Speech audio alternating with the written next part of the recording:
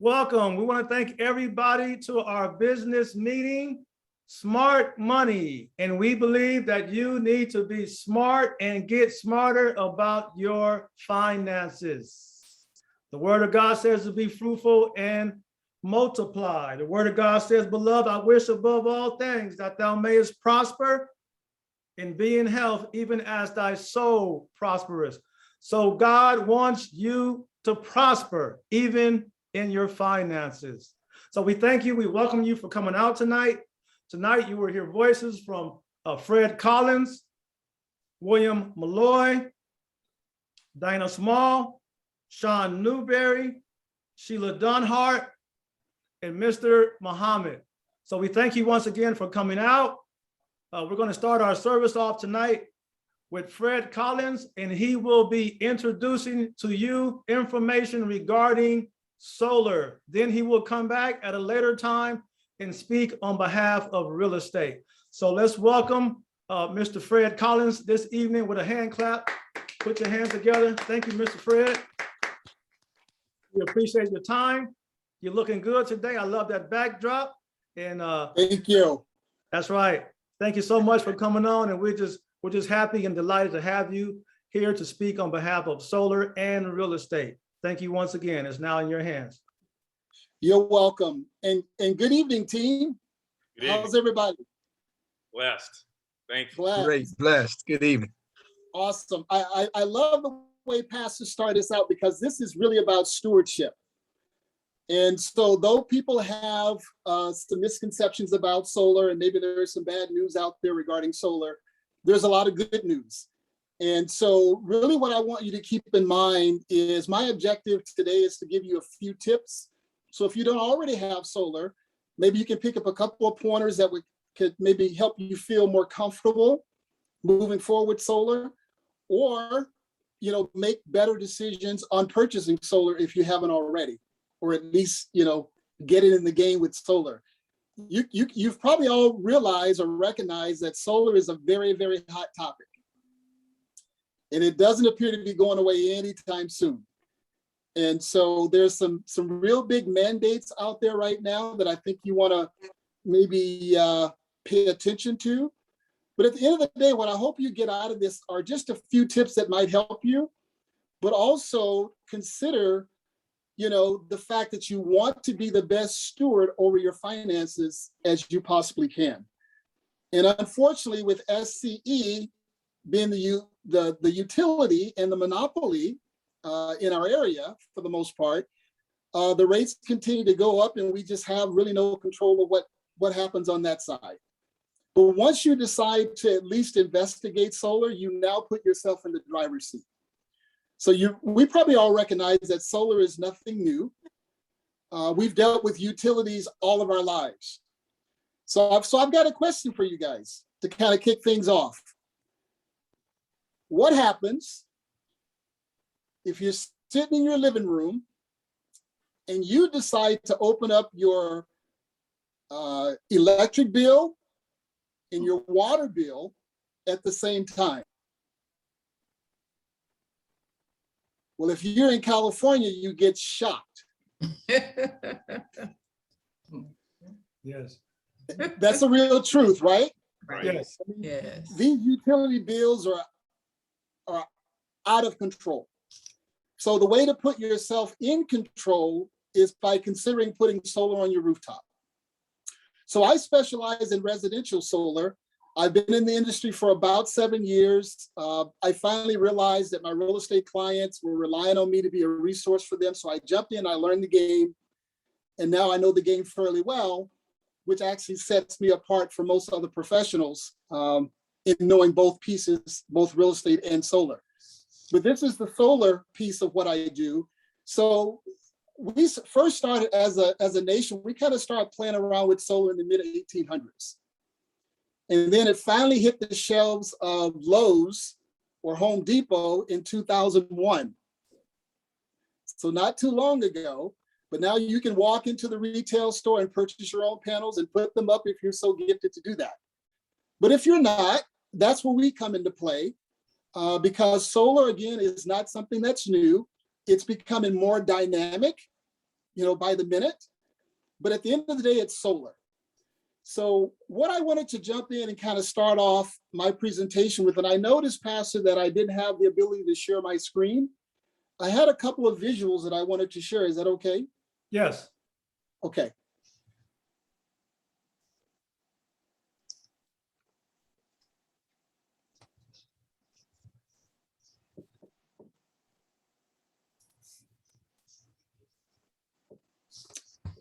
And it's telling me only the host can share in this meeting. So I guess it's probably locked. Okay, Or- what I'll do, I'll transfer you to the host, okay? And then you have to transfer me back. Do you know how to do that? I'm not a Zoom expert, Okay, but I'll have my daughter help. I do a lot of my presentations in the home. okay. So did you transfer it already? No, I can transfer it when you're ready. Okay. Okay, let me come over here. Give me 1 second. Okay, let me see here.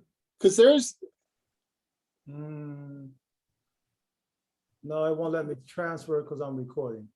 well, Debrina can probably share with you because she's one of the young ones Okay, or younger ones okay. and knows how to unlock it so I can share. But if not, I'll continue on.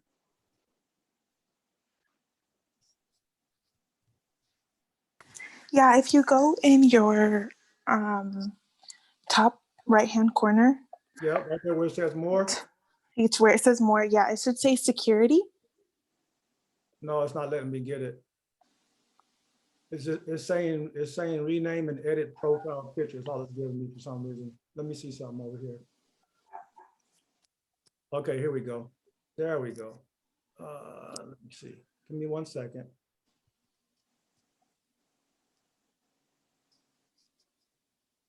And choose video.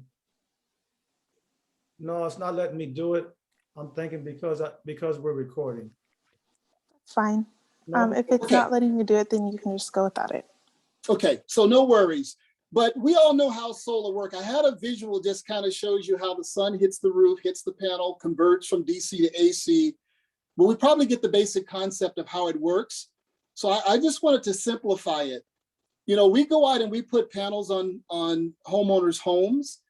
And basically the sun's going to hit the panel. It's going to generate what's called direct current. And then that, by means of an inverter, is converted into AC, which is the alternating current, which is what our homes need to operate. Now, when that happens, all the power that you guys and gals are using or you're consuming doesn't go back to the grid, but all of the excess that you're not using as your panels are producing is automatically going back up to the SCE grid. And Edison's using that to redistribute that power in your neighborhood. So they love this whole concept of solar. And then, of course, at night, so I have a question for you. Does solar panels work at night? Oh, no. no. Who would say yes by a show of hands? Think they work at night? No. Okay, they do not. Mm. They do not work at night. Who knows if they work if there is a blackout, whether it's mandatory or planned? Will solar panels still work? No. Only because you. No, they do not. And what I would like to have you all understand is Edison is in control of the entire grid. So even though you own your own panels, they're on your home, Edison controls when they work and when they don't. So they can shut them off. And oftentimes it's for a good reason. You guys have probably heard about the huge multi-billion-dollar lawsuits because of the fires, right? Yes. And so the utilities are getting hit hard. And so they now have planned outages to kind of control that environment.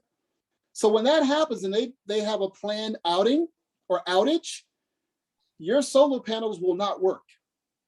But the good news is because you've been producing power during the daytime while we have sunlight and sun rays, all the excess power is going back up to the grid, and Edison is actually storing that power for you. They're actually using it. Yes, they make a profit, but they're your bank, because at night when the sun goes down and your panels are not producing, they service that energy back to you at no cost. Have you guys ever noticed the round meter that's on the side of your home? Yes. Yes. Okay, that's called a net meter. So when you're consuming the power that's coming into your house, the meter technically, and if you're old school, you remember the old meters where you could actually see the dial turning. Well, if you can imagine that, when you're consuming the power that you're producing, the meter is actually turning clockwise. When your panels are producing and you're not consuming that power, the meter will spin backwards. And that's now giving you credit for all the power you're producing that you're not using. And that's going to mean something to you in a 12-month span, because at the end of the year, if your solar system overproduced, Edison owes you money. If your solar system underproduced, then you're going to owe them additional money. Because what happens is, if you use up the entire capacity of what your solar system can produce within a given month, you automatically are demanding power from Edison, whether you know it or not.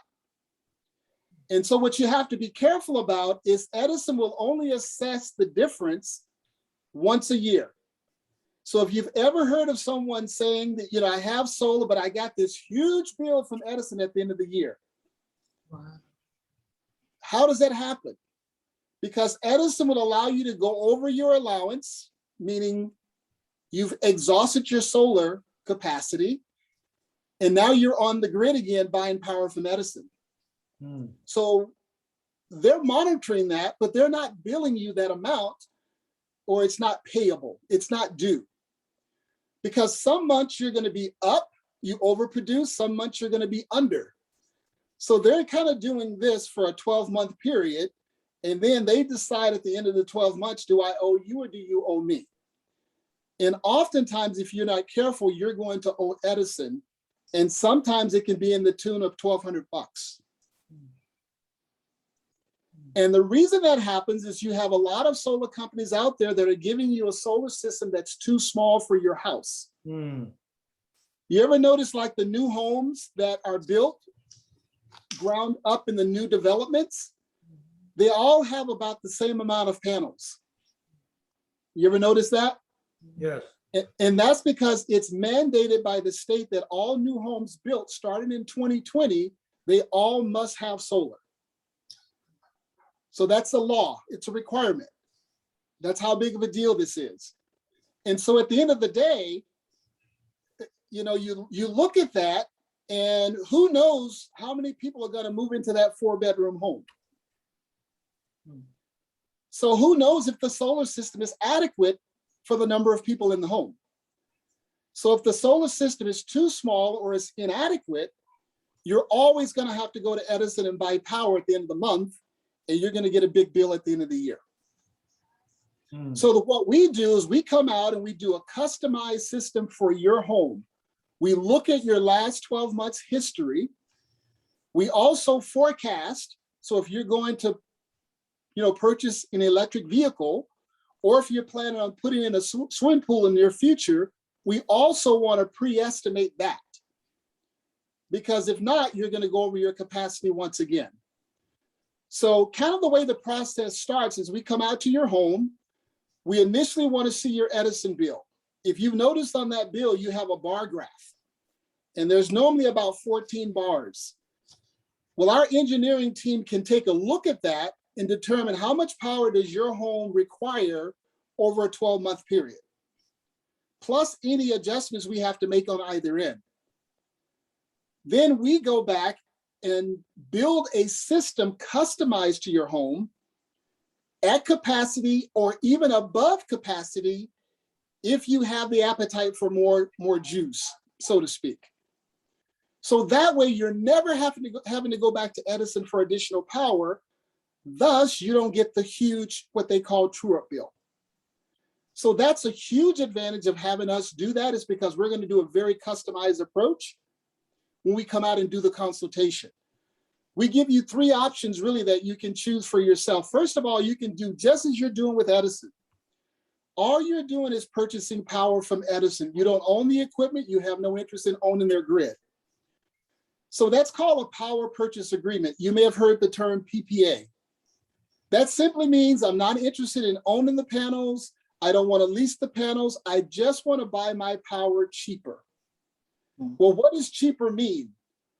Right now, your average utility per kilowatt rate is probably about 30 cents per kilowatt, depending on what plan you're on with Edison. Well, we can bring you at a kilowatt rate that's less than 20 cents per kilowatt. And that's huge. At the end of the day, all you're doing is you're just buying power. Nothing changes, panels go on the roof, but you're just going to continue to buy power. But now you're buying the power from the solar company instead of Edison. But it's the same power. It's just a whole lot cheaper. So typically what you see is because you use more gas in the winter than you do power, your bills are typically less in the winter with Edison, correct? So the same thing works with solar. We build the system so it's going to produce less in the winter, which means your bills are smaller during the winter, and they're larger in the summer, but they're substantially less than Edison. So in the winter, you can anticipate maybe a 25% reduction in price or fees. But in the summertime, it can be as high as 50% less than what you're paying Edison. So that's a huge difference. So when we talk about financial stewardship, that's one area that we all have to take a look at eventually. So once that happens, we put a design together, we send an inspector out to your home to make sure your roof is in good condition to hold the weight of the panel.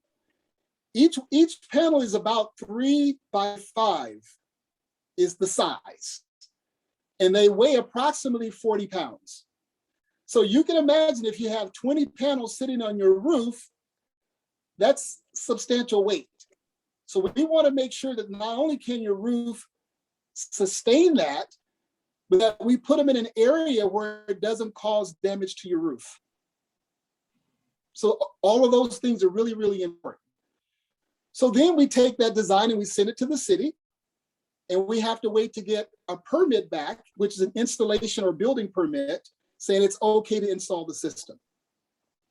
So once we get the permit back, our teams come out, we install the entire solar system. It only takes about 6 to 7 hours to install all of those panels. And that's the numbers ranging between 15 and 35. If it's greater than that, you're using a lot of power, and it's probably about an 8-hour job. So once the solar system gets installed, then Edison and the city have to come out and do a post-installation inspection. What they're doing is to make sure that we followed all of the codes and specifications that were in the permit guidelines. So in other words, we did it correct. And then Edison comes out to do a post-inspection to make sure all the electrical is hooked up properly and that you're tied into the grid so that you can take advantage of what's called net metering, which is where you get the credits for the overage. So once that's done, Edison says everything looks fine. They give you what's called PTO, or permission to operate. That means your solar system gets turned on and the juice is flowing and the dollars are staying in your pocket, which is the objective. Now, once that happens, you have to realize, because you're still connected to the grid, you are still going to get a small bill from Edison, but it's just a connection fee. So it's about $12 to $15, and that's all they bill you. The rest of your power bill comes from your solar company. Does all that make sense so far? The other two options you're going to have, the process is exactly the same.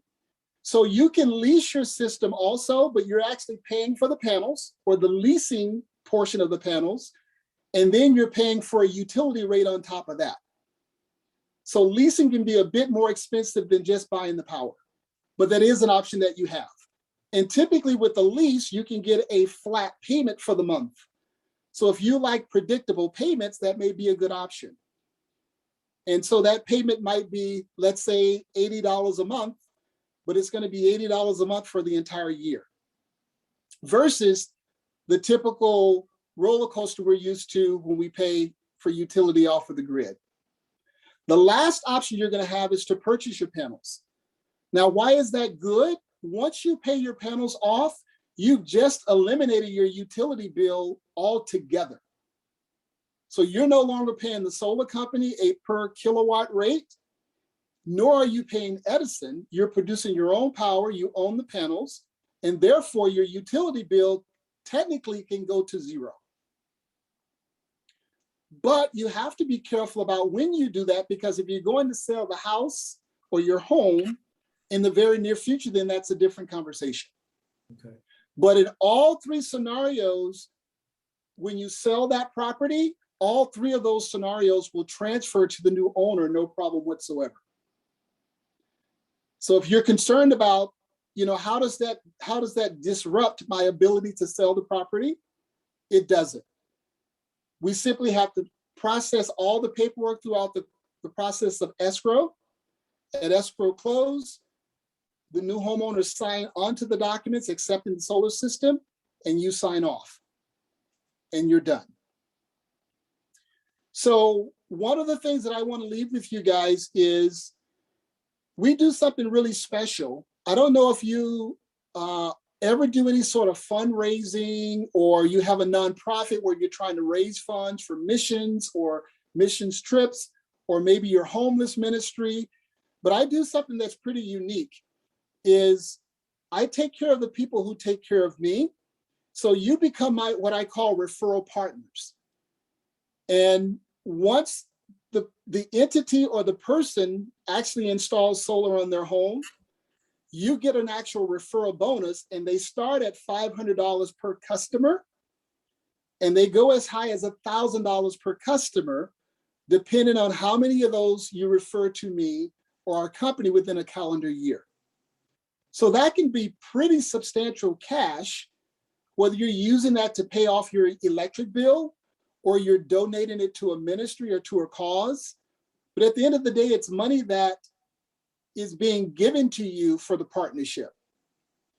So really, in closing, what I want to say to you all is I'm really looking forward to answering any questions that you might have.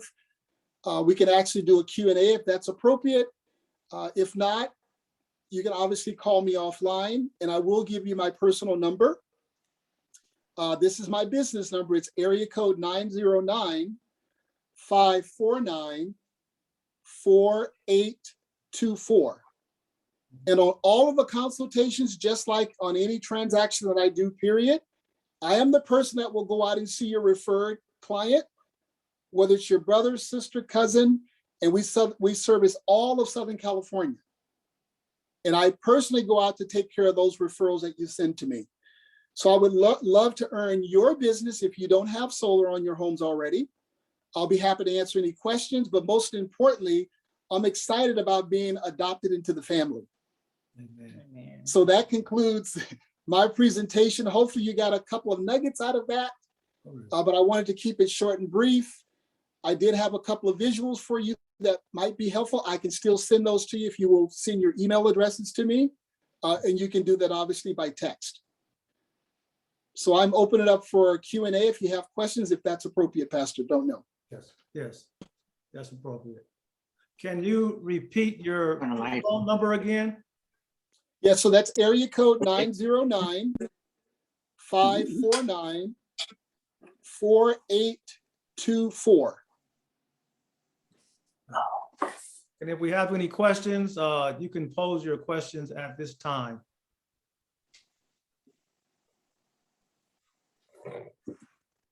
If you would like to keep your questions personal, just give him a call and you can talk with him one-on-one.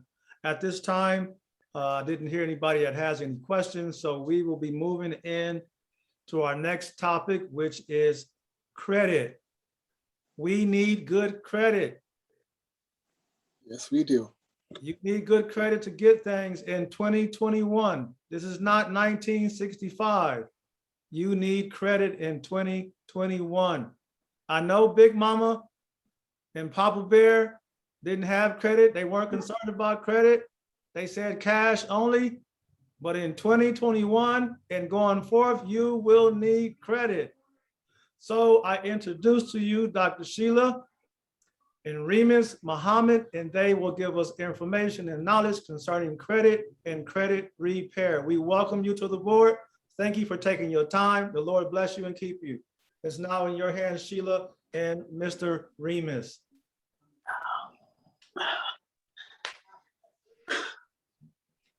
Sheila, you want to go ahead and start? No. I'm gonna let you handle it. All right. Well, welcome everybody. First of all, thank you, Pastor Lewis, for sure, and wonderful Queen, First Lady. I appreciate the opportunity to share with the family. My name is Remus Muhammad, real briefly. 51 years old, born and raised in Los Angeles, was blessed to go to college in Hawaii, get a master's in Japanese business. My parents were probably like yours. They said, go to school, get good grades, and I did that. Was not that rebellious child, didn't have a father present. My father was present, was blessed. But when I got over to Hawaii and then lived in Japan a couple of years and came back home, I realized everybody back home wasn't blessed to have what I was blessed to have. So I was already on a mission to bring all my family to Hawaii. I don't know if you can relate to that. Bring my friends, my neighborhood to Japan. You know, many of us been blessed and many of us seem to not have been afforded opportunities to travel and see this wonderful world. But so I was on a mission for some time until 2.5 years ago, came across this opportunity. One thing my parents didn't teach me was credit. I'm not mad at them because the Fair Credit Reporting Act didn't come out till 2 years after I was born. We grew up in beautiful homes in LA, long history in LA, watched a lot of generations just pass property on, sell it, move to Las Vegas, and end up with that family home not being there. It wasn't until 2.5 years ago where I began to do these presentations. I came across this opportunity. I wasn't thinking about credit personally. My thought was go to school, get good grades, learn more information, and go out and find ways to help the community. You're going to get everything in life you want, Remus, by helping enough other folks get what they want. And that was my whole model. Had no clue about credit, wasn't thinking about credit, knew about it because I knew people that were buying homes, obviously, but nobody was teaching on it. I would watch people put authorized users on other people's credit accounts to try to get their credit scores up. That was their economic credit game plan. Just ride somebody else's credit, and that was it. I'm so thankful that I came across this opportunity with Sheila here. And because now I know the 5 areas that affect your credit score. Now I know exactly what to do. I say to everybody, repeat after me, say, it's not my fault. My fault. It's not my fault, But it is my responsibility. but it is my responsibility. Amen. And how can you put someone at fault for something they've never taught? You know, how can I be mad at my child? I'm blessed to have a 22-year-old child, bless her heart, graduated UCLA recently, COVID and all. But how can I be mad at her and I never taught her certain things? Now I'm going to be mad at her and hold her accountable for something she was never taught. That is the credit situation in America for reasons I won't get into right now. It's neither here nor there. The reality is we're responsible. See, I didn't know that 30% of my score was tied to how much of my credit, available credit, I was actually utilizing. I was using more than 30% of the available $1,000, $10,000, $100,000. And I knew, now I know that my score was coming down just because I was using more than 30%. Them, I was looking desperate. I didn't realize the game. I didn't understand what was going on. So this wonderful opportunity, United Credit Education Service, they began to teach that. And I have been so excited. You know, personally came in, I had a 520, didn't know if I didn't even know if the credit score went from 0 to 1,000 or from 100 to 200. I didn't know anything about credit. I'm here to tell you, but now I know it goes from 300 to 850. And so what I now know is that I came in, my score was 520. But once I disputed the child support that was on my credit report, once I disputed the student loans that were on my credit report, once I disputed the medical bills that were on my credit report, and when they came off, my score jumped into 700 with just a secured card that I got. I began to understand the credit game, and my score now went up into 700s for the first time ever, and it hasn't dipped. And so now I've got many partners that have an 800 credit score. And what I realized is there's a lot of misinformation out there when it comes to credit. But I am noticing how creditrepair.com after COVID here is all over the TV. You guys have probably seen that too. And who's run by Experian, by the way. And I promise you, their motive is to get you to apply for credit cards. Every time you apply, your score comes down 2 to 7 points, just from the inquiry alone. Another thing they don't teach us, and many people, anybody been to Target and on their way checking out at Target, they're going to pay for whatever they purchased just now. And they say, would you like to go ahead and run your credit real quick for a Target card? And I know I'm guilty of that. And they go ahead and run it and they let you know in front of everybody, well, sorry, sir, ma'am, your credit didn't pass. So you don't get that little 5-10% discount on that particular purchase, and you owe us the full amount. And your score just took a hit, by the way. You know, people are out there all the time trying to just run credit like they're in Vegas or something. I mean, just see if I qualify, if I make it, if I don't. They don't realize how they look and how that's actually hurting their score. So 30% of the scores that 35% most of us know about is tied into whether we make our payments on time or not. And that's where the majority of us do understand that. Then 15%, again, is how long have we had these cards open? Anybody ever had, you might have had parents, grandparents, uncles, cousins, people around that loved us, had best intentions to us, and knew that we didn't know what to do with credit. So they would tell us things like, just cut those credit cards up. And if you can't pay for it with cash, then do not pay for it. I don't know if you guys had relatives like mine, but that was their advice to me growing up. And do you realize they kept themselves out of the credit game being successful because 15% of their score is how long they've had those cards open. The second you cut them up and don't use that credit anymore, well, you're no longer playing the credit game. Credit is 100% about two things. How have you done paying back those you already owe money to? And the negative items, are they still on there? And do you pay people back?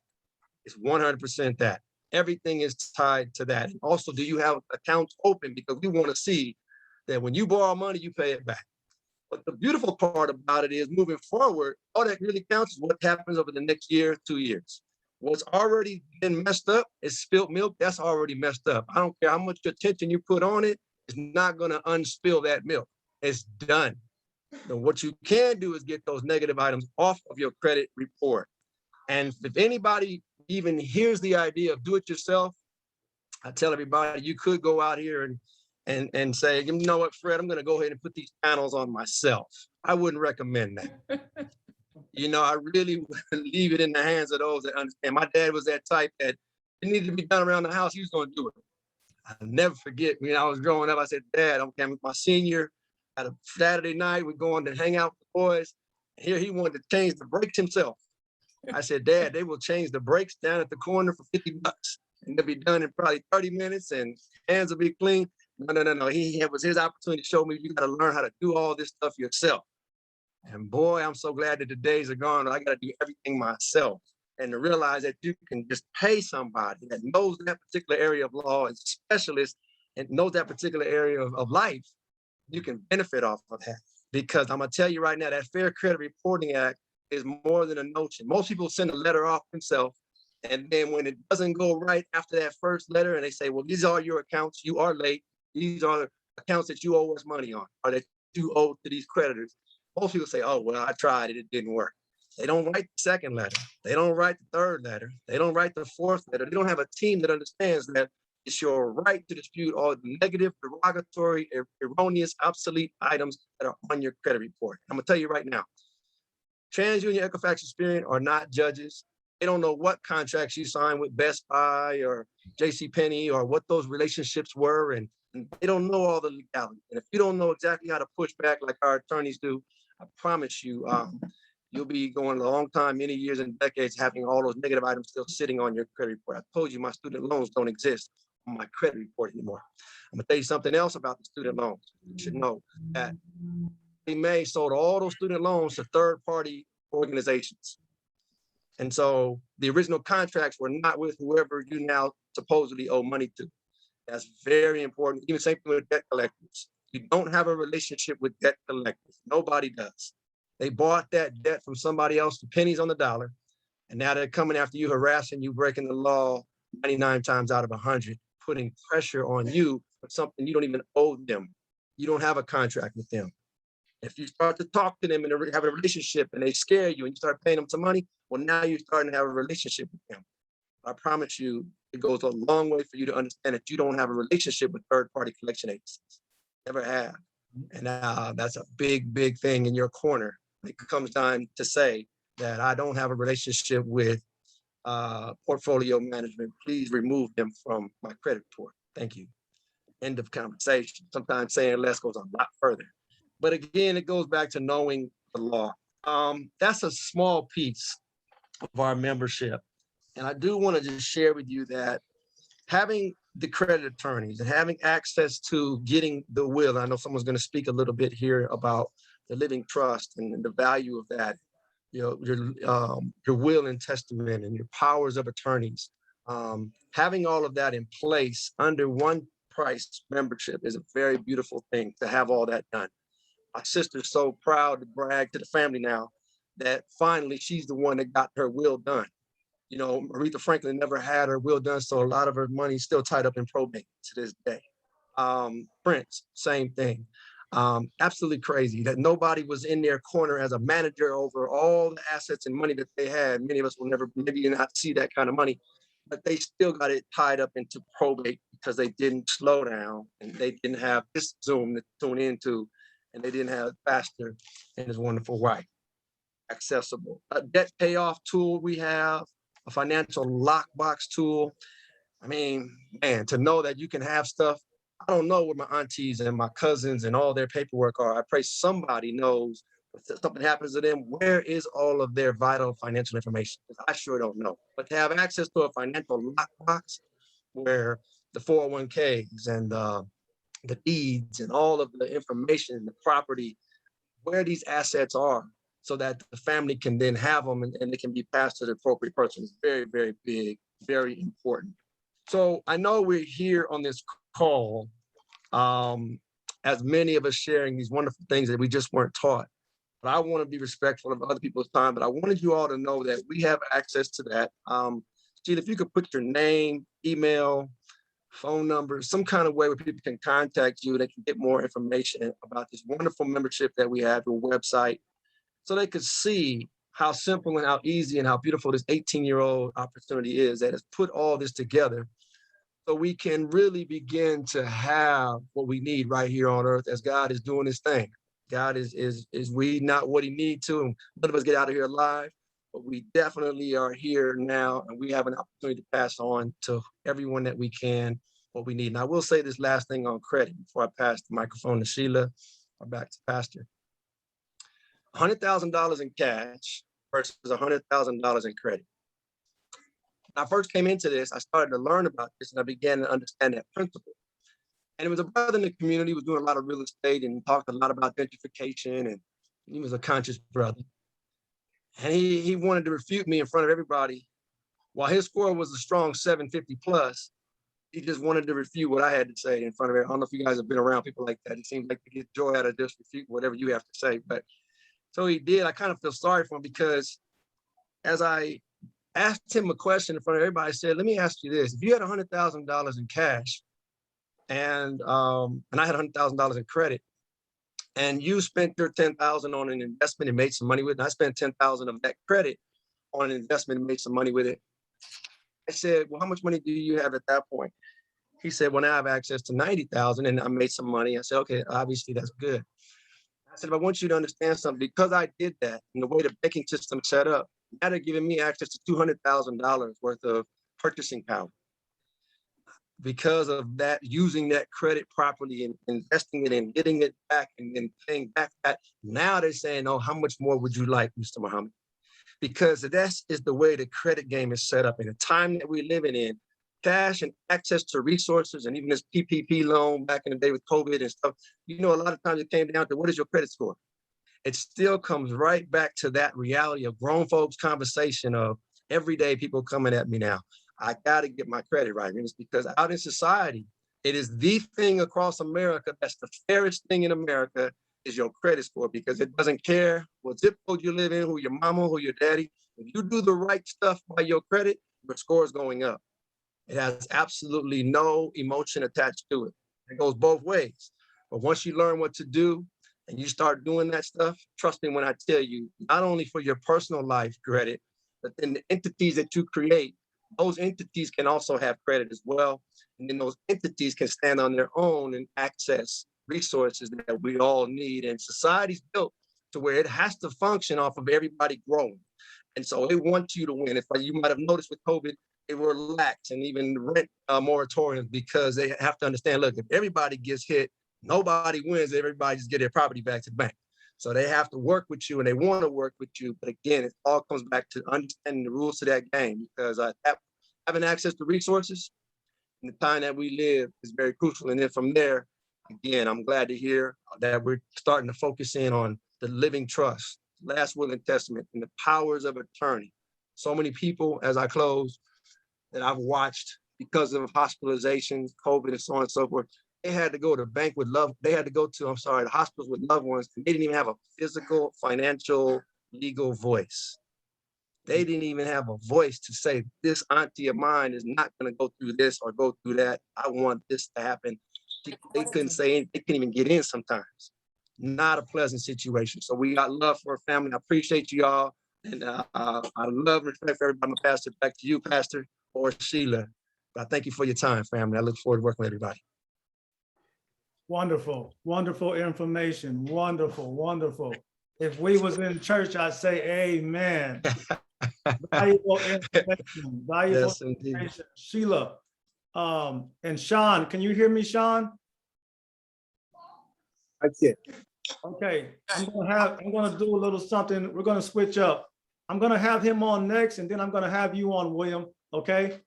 And I'll explain that in a minute. Sheila, can you please repeat your email twice, very slowly, for people that are gonna get this on YouTube so they can contact you, because they can't see the notes there. We can, but they can't. Yes, I'm going to give them the website address, which is www.myuwe.net/SDUHART. So it should read myuwe.net SDUHART. And that's information for credit repair. Credit Yes. repair. Credit think repair that's in the services, chat box financial too, right, education Sheila? services. You put that in the chat as well. I think it's in there if anybody checks the chat box. Yes, it's in the chat box. Yes, Now, one question before we move over. From your hearts, what credit score would make you feel happy in your heart that people should have? What credit score do you think people should have? I would say 800. Yes. Okay. Shoot for the stars. And it is possible. It is a doable credit score. Okay. Very much so.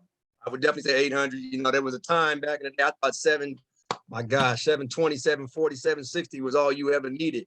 But the requirements and the guidelines and the stringency of who they give money to, it is going up and it becomes more and more of a game. So I would say 800 plus. And I know maybe that have 800 plus, they're not going to satisfy it until they get to 840, 845, 850. But definitely life is different. There's many offers on the table that don't come to us unless we have an 800 plus. Okay, good deal. All right. Thank you so much. Wonderful information. Wonderful information. Pleasure, Pastor. Really pleased my Praise heart. Y'all are doing such a wonderful job. This information can be sold for a lot of money. So whoever's listening, please, I beg of you, take advantage, call these people, get in touch with these folks and let them help you. Everybody needs help. Everybody needs a good Samaritan in their life. Okay, now I want to introduce my other new family member. If anybody transitions in our family, Mr. Newburn will get a call from me. But if it's not me, of course, he won't get a call from me. If it's me and he gets a call from me, he knows something ain't right. For sure. He might be in glory too, amen. Yeah, glory.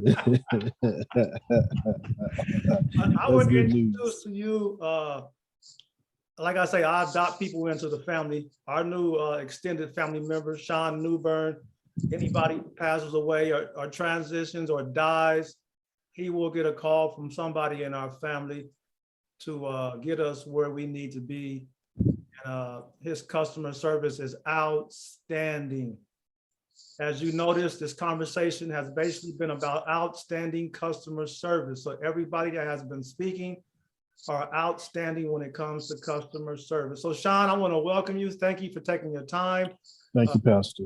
This is a blessed opportunity. I know people don't like to talk about this subject, but we need to start talking about this subject versus going down to the Mercedes dealer and not having our affairs in order versus wearing the Gators and don't have nowhere for you to go after the Gators or with the Gators on your feet. Amen. That's so true. It's now in your hands. Thank you, sir. Thank you so much. Can y'all hear me clearly? Yes. Thank you so much. I apologize for the delay getting on. I did have some technical issues, but so glad you can hear me. So as Pastor and his wife indicated, my name is Sean Newburn. I'm a licensed funeral director, a licensed embalmer, a licensed crematory manager, licensed cemetery manager. I do it all. I've been in the business for more than 30 years. I've owned my own mortuary here in Rupa Valley for the past going on 10 years now. So I thank God for the opportunity to be in the Inland Empire. But as I tell people all the time, I'm a licensed, my license is for the state of California. So I travel throughout the state consistently throughout the year to serve people and to provide them exceptional service. And we truly believe in that. And just to note that from time to time, there are oftentimes that deaths do occur outside of California. People visit Vegas, people visit Phoenix, or traveling. I too can assist families to bring them back home, as well as from Rome, from Germany, from parts of Africa. I've done it all in a short period of time, and I do it with honor, and I do it with class, with a level of class to really assist people to be a blessing. So I don't really want to talk too much about funeral business itself. We all know what it is. We know what cremation is. We know what funerals are. And if you don't know, you might have those questions by the end of my short, brief speech and sharing with you. By all means, I'm open to those questions. But one thing I do want to talk about or share whenever I meet people for the first time who want to know more about Metropolitan Mortuary, and that's who we are, Metropolitan Mortuary. We're located at 2902 Rubidoux Boulevard in Rupa Valley, which is an extended city outside of Riverside. If you go down to 60, go east and just go. Just keep on driving. And right before you get to Market, which is the downtown exit of Riverside, you will come to Rubidoux Boulevard, and that's where we are right there. Been there for the past 10 years or so. But we service, honestly, again, as I said before, from the borders of Mexico as far as Eureka, California. We've done services throughout the state of California, but we're here to serve whatever needs to be done. But one of the things we do is educate. We do a lot of education. It's what makes us unique and different. And when I do meet folks, like I'm meeting many of you family members for the first time, the question is, what makes you different? How are you different from Rose Hills? How are you different from Forest Lawn? Well, number one, we're African-American owned. I am the owner. I'm the funeral director. I'm the embalmer. I'm the person you will speak with. I have staff members you can work with along the journey. And we call it a journey. Whenever our families come into our care, we don't, quote unquote, just pick the body up. We service that family, not just at the time of the viewing, time of the service, but we also offer what we call aftercare, which allows that family members to still continue to help them along their grief. If you ever met anybody who lost a loved one, a spouse or a child, you notice that people grieve differently. It's very, very true. When my mother passed away, I was really surprised how I even grieved. I've been doing this for 30-some years. But when my mother died, and as I began to grieve and go through that process, I surprised myself. I'm a Christian, Holy Ghost baptized believer, and I surprised myself how I perceived her death, how I began to grieve. Even after the service was over, I was surprised how I found myself crying for no reason. People grieve differently, and we understand that at Metropolitan, and so we help them along. We follow it with, we do an aftercare with them. But if you could, write down this date. This is our upcoming event we have for those who may know someone who has a pre-need at another funeral home, it doesn't matter. Insurance at another insurance company, it doesn't matter. September 25th, excuse me, September 25th, Saturday, the last Saturday of this month, September 25th, we'll be having another one of our informative educational seminars here at our chapel. It's called what we call a lunch and learn. We're going to provide food, free food. We want the community to come out. We're going to be talking about one thing that we do more than anything else beyond just picking the dead folk up. We offer what we call advanced planning.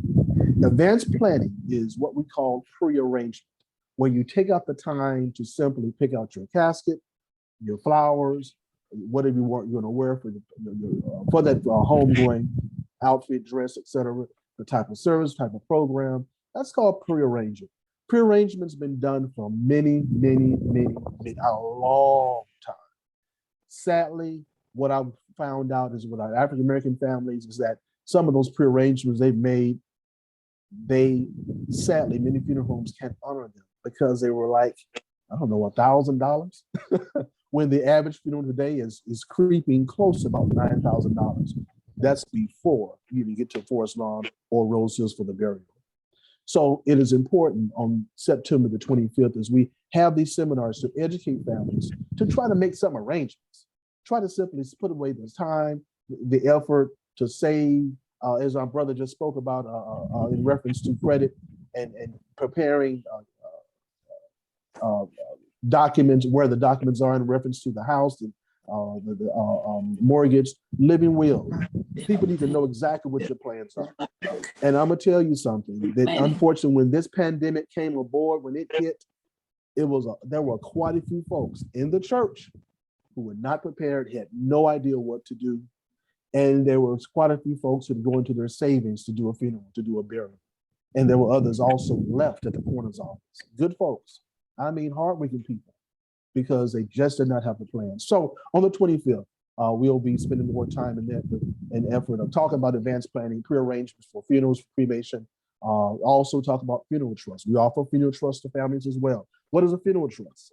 A funeral trust is simply when an individual cannot afford $100 a month for pre-arrangement, someone who cannot, because of their medical condition, cannot get insurance, cannot get even pre-arrangement, or because of their age. With a funeral trust, you put whatever you want put down, $20 down, and you pay whatever you want per month, $20 a month. And it goes directly into a trust. The undertaker can't touch it. Your low down cousin, brother, he can't touch it. No one can touch that trust until the bank has presented a death certificate. And those funds can be used toward whatever your plans are, funeral, cremation, etc. And then we also offer life insurance. Now, one of the policies that we offer, that my wife is able to do, she offers several policies that are available to when many places can't offer to what we call high-risk persons. You know, those folks who have cancer, stage 3, stage 4, those people cannot be insured. And not only that, but even your loved ones who may be inmates. You cannot get a life insurance policy for someone who is an inmate, and you know he's on life, and he will die in there. You cannot get a life insurance policy with them. My wife can. She has a company that actually will allow that. So it's about being educated, being able to have those resources to be a blessing to help your family. So what happens when those people die? They call you. They call your mother. They call your brother. They call that person in the family who may have a little something, something. It shouldn't have to be that way. We want to help you plan. And the title of the seminar is Funeral Arrangements for People Who Don't Plan to Die.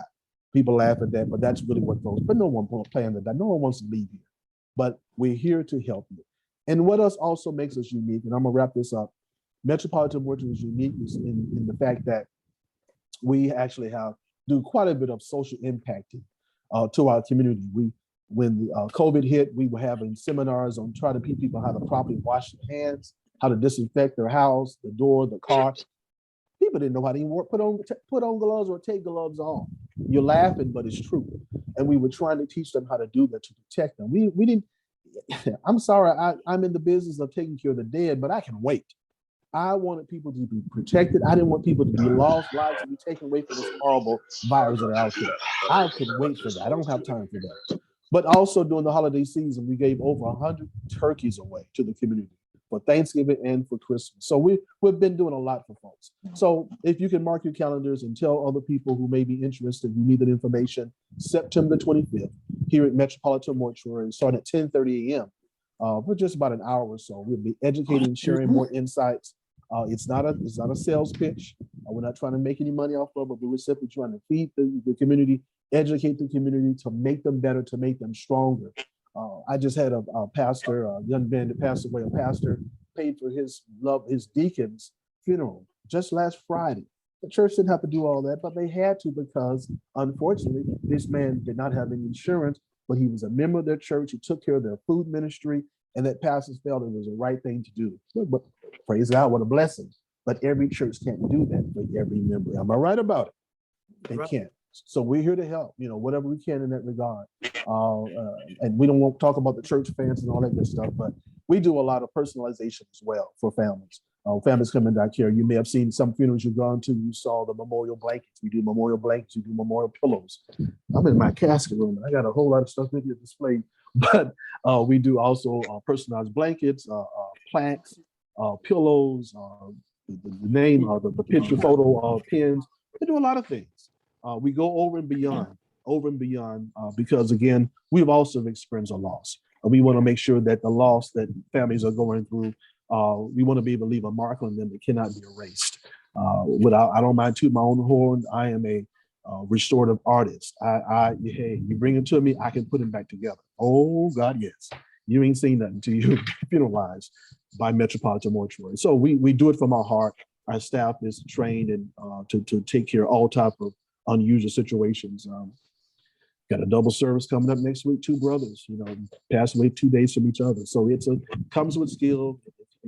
Comes with skill, the availability, the experience, the knowledge. Metropolitan Mortuary, we're here to serve. We're here to help wherever we can.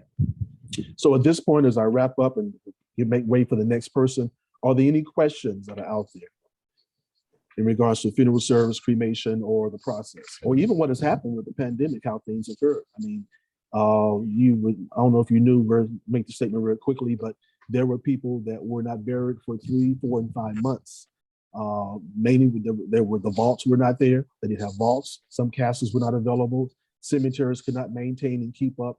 It was a horrible situation that we all had to adjust with.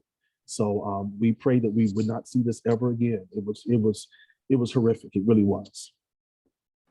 Questions, answers from Sean Newbern in Metropolitan. What time on the 25th? That's at 10:30 a.m. We've slotted a time about an hour, hour and a half for information, for the lunch, as well as for questions. Can they do Zoom? Will you have it available for some who don't want to be present? Are they able to view it, or?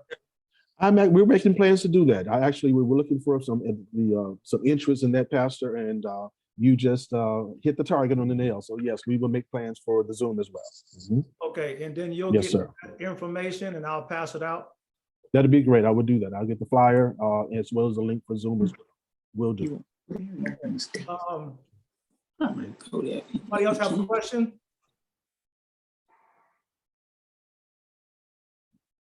Okay, the pre-arrangements. How does that help the family? Does that bring more peace in when the individual? Yes, sir. Okay. It does. It really, really does. The piece what he's referring to is the fact that we don't know what Daddy wanted. We have no idea what he wanted. And by a pre-arrangement, you know for a fact what he wants. The other thing is the amount of money being spent at the last minute. Whether Dad wanted a direct cremation or a full service funeral. It takes away that stress. Again, when my mother passed away, my sisters had no idea that mother had a pre-arrangement. She had a pre-arrangement and she had life insurance. She told me where the box was. She told me what the policy was. And they were amazed when they opened that box up. The note said, take this to ABC Mortuary. It's just that simple, making that plan out. And that stress was off of those girls. I was in California, they were in Tennessee. And so it takes the stress off financially, just the plans, knowing what your loved one wanted. It really helps a whole lot, gives you a clear mind. It's a map, it's a plan. It tells everybody what's going on. Okay. And once that's put in place, is anybody in the family able to deviate from what you requested? By California law, we're not supposed to change that. With my pre-needs, we have a document that you sign and you actually give the family permission to deviate if you want to, or you check the box that do not change this. Do not change that. And it will stand. It will stand. So you do have the option that regard. Okay, and Mhm. once the individual passes and the family calls you, what takes place next? Once, depending upon what the person is, if the loved one is with a pre-need arrangement, or even without a pre-need, when the person passes away, the mortuary is notified. If they passed away at home, if they want the hospital care or on the doctor's care, the paramedics, the hospice persons, as well as the coroner, will give a clearance for the mortuary to come.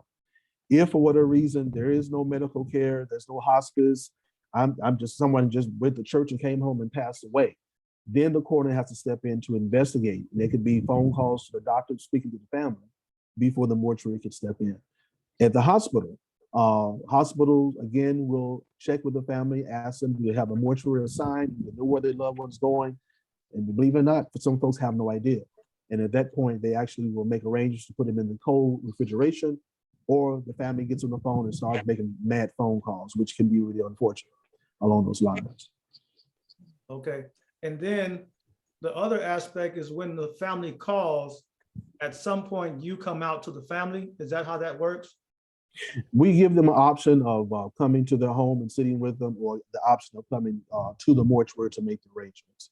During COVID, of course, we did more Zoom arrangements and more than anything else. Things were done by phone, by fax, by email. But yeah, we do that option. You know, the family is comfortable us coming to the home, by all means, yeah, we would do that. But we do have a full service mortuary here. We're a full service mortuary. Chapel, viewing rooms, preparation, everything is done here as well. Okay, well, how about this? How about a family?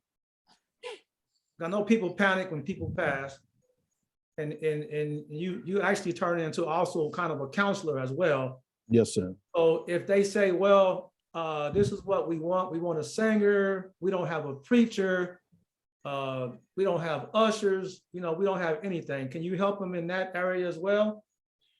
Pastor, that happens quite often. And yes, we do. We step in with the minister, with the musicians. We do it all, whether it's here at this location at our chapel, or we go to another church. Oftentimes our facility is not big enough. I mean, it's a large family, you know, both sides of the family large. So we do connect with other pastors and utilize their facilities. And we do that. Yes, the minister, the musician, the ushers, motorcycle escorts, horse run carriage, limousines. We're able to supply all of those for the family. Amen. Yes, sir. Printing as well. You say printing as well as far as the obituary? The obituaries, the programs, yes, sir. From the simple basic program to 12-page program. We do those as well. Amen. Wonderful Yes, information. Can you, Mr. Sean, can you provide your address again and your contact information? Yes, sir, Pastor. We are Metropolitan Mortuary. Our address is 2902 Rubidoux Boulevard, and we're in Yurupa Valley, California, also known as Riverside. If it makes it easy for some folks, our zip code is 92509.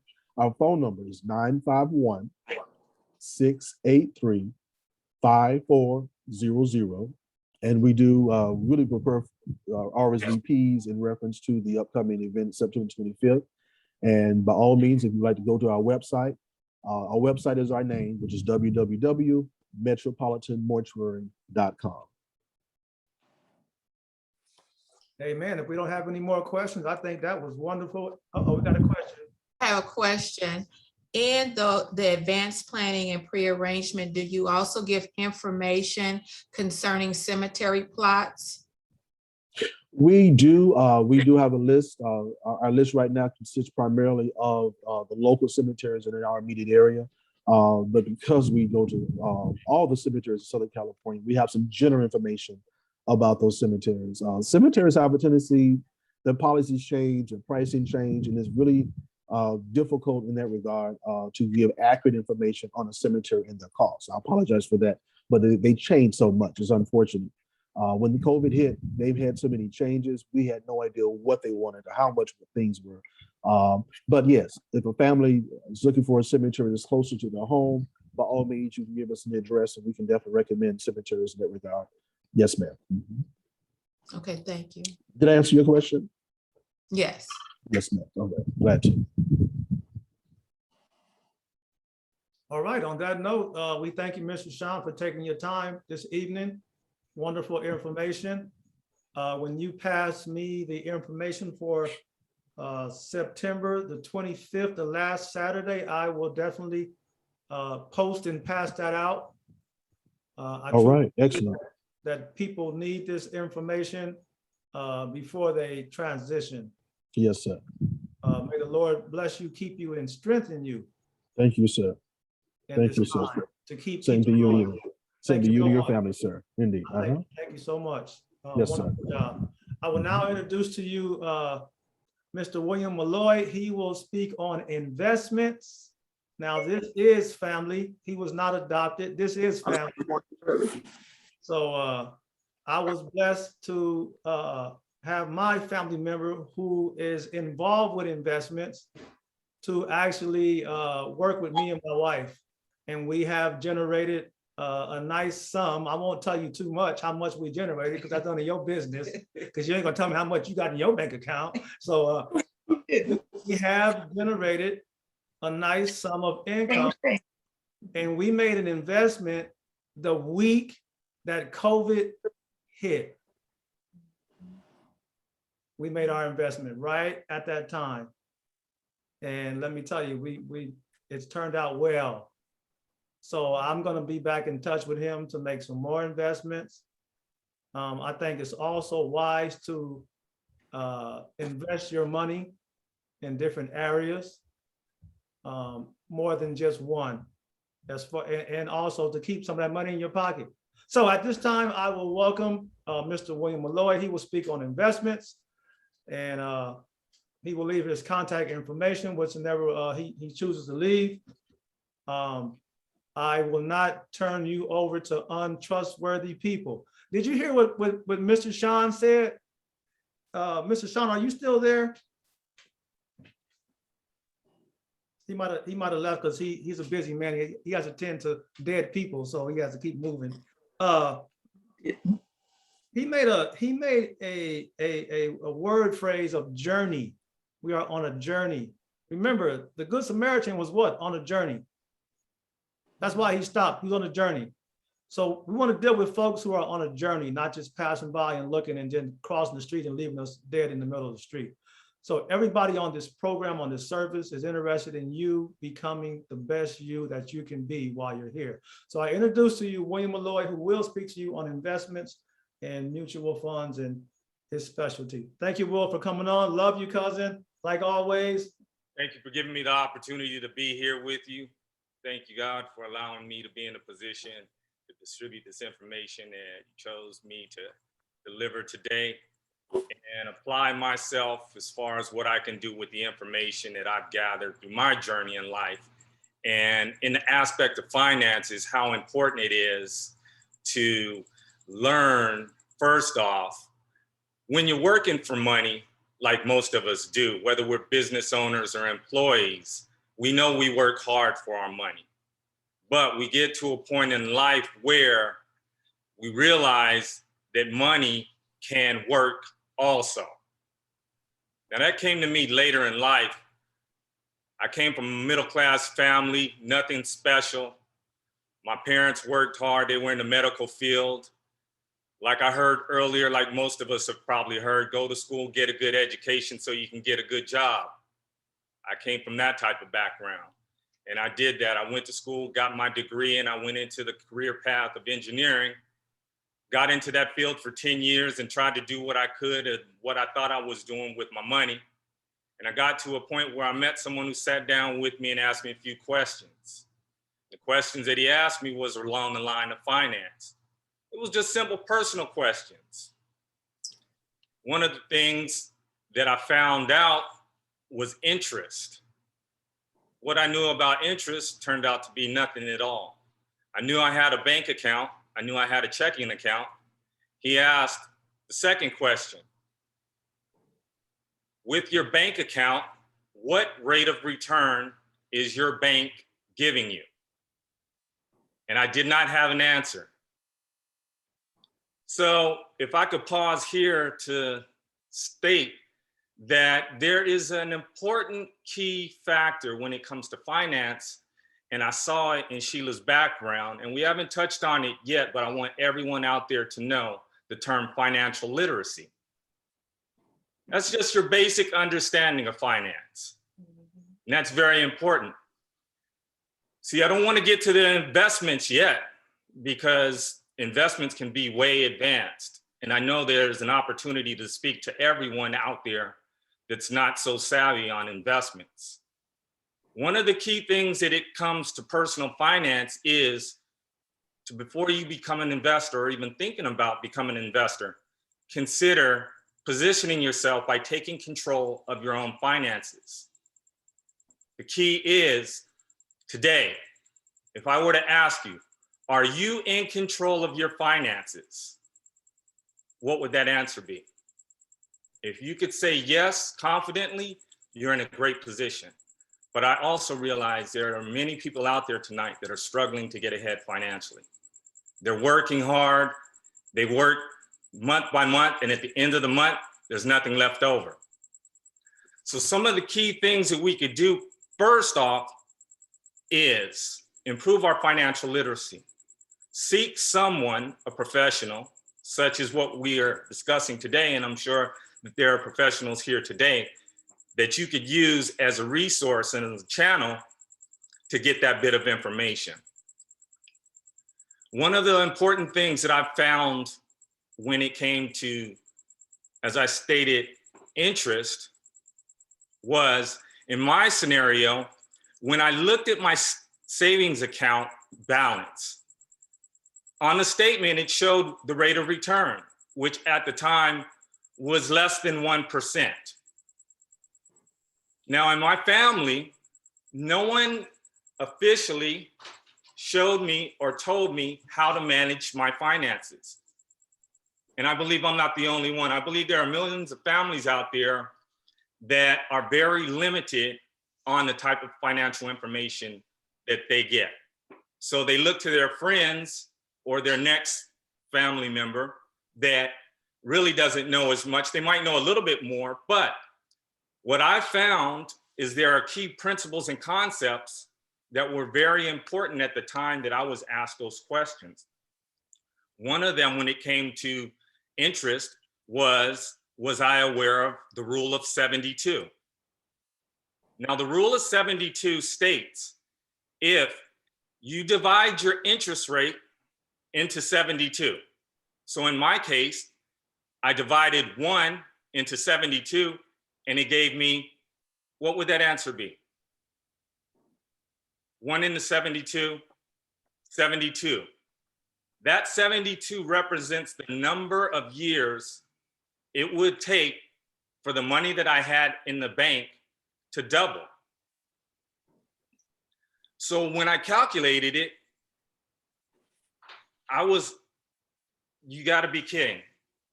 I really was dumbfounded to know that when they showed how much the bank earns on an average, which would be 14 to more percent, I was wondering why the bank would take so much of that interest that they gained in their investments and only pay back the savings account holders just 1%.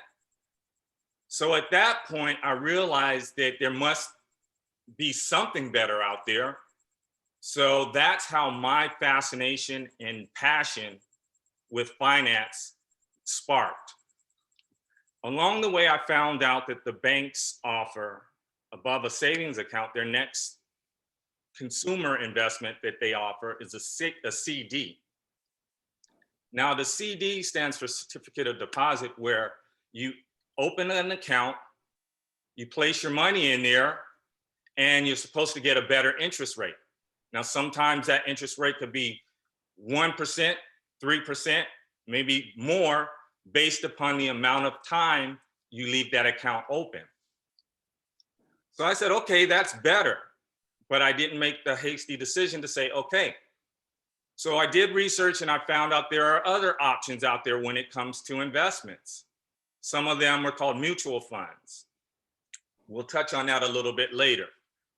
But in this case, we want to explain that time and consistency, saving money for a period of time at a high interest rate is very beneficial. So if you have any wanting to be financially independent, using compound interest is key when it comes to money growth. My passion is speaking and educating young adults that could use the time and the consistency to grow their savings to what leads to financial independence. Financial independence, many people have definitions and it means different things to others, but the biggest one is getting to a point in life where you do not have to rely on social services for well-being. So in this case, financial independence would be in a position where you could live financially independent and possibly off the interest of your own money.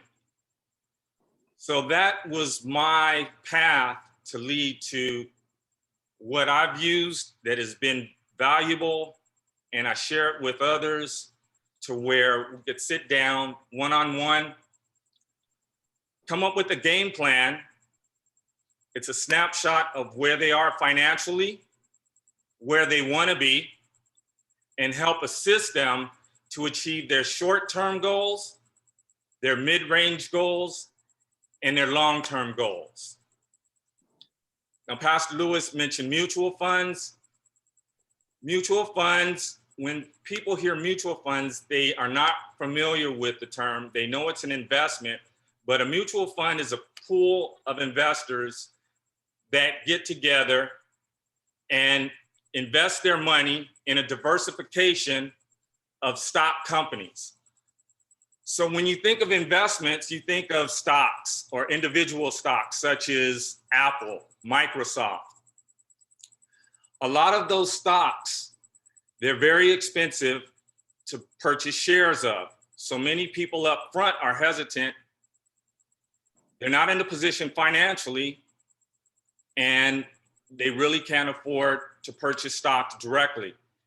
A mutual fund is an opportunity to invest in the same type of companies at a much lower price per share. And usually those accounts can be linked to a 401k or an IRA, which would be any type of retirement savings. And that is how, when you open up a 401k or an IRA account, that's what allows the money to grow at a faster rate. So a mutual fund is just the type of investment vehicle that allows you to purchase stocks in well-known companies, in well-known sectors that will allow your savings to grow at a higher and faster rate of return. At this point, I'd like to pause and ask if there are any questions so far. Yes. What investment options are for those that have already retired? There are annuities which will allow lump sum of money to be paid out over time that are either low risk or tied to an interest rate bearing an account that will add growth while that money is investing, and at the same time pay out a stream of money over a lifetime. Okay, what about short-term, mid-term, long-term? Can you explain a little more on that? Short-term, mid-term, long-term? Yes. Short term would be age-based. So there are people in the position that they are approaching, let's just say, their retirement stages of life. They've accumulated capital or money. They want to put it into a place where they still have the opportunity to earn a better rate of interest than what the savings account at the bank would pay. So they could position their money over a short period of time, such as, let's say, if they're 50 years old, and they have planned to retire at, let's just say, 65 to 67. That would be 15 years. So that might be a range that would be what we consider short to medium. There are some that are a little bit closer to retirement that still want to have a little bit of interest rate of growth on their savings, but they don't want to risk it because they're risking their retirement savings. So they put it in a place that will earn the interest at a lower rate, just a little bit, that provides more safety and security. Not guaranteed, but less risk. Long-term would be considered a person that is just starting out in their employment field, 25, 26 years old in their profession, and they have 30 years to allow their money to grow.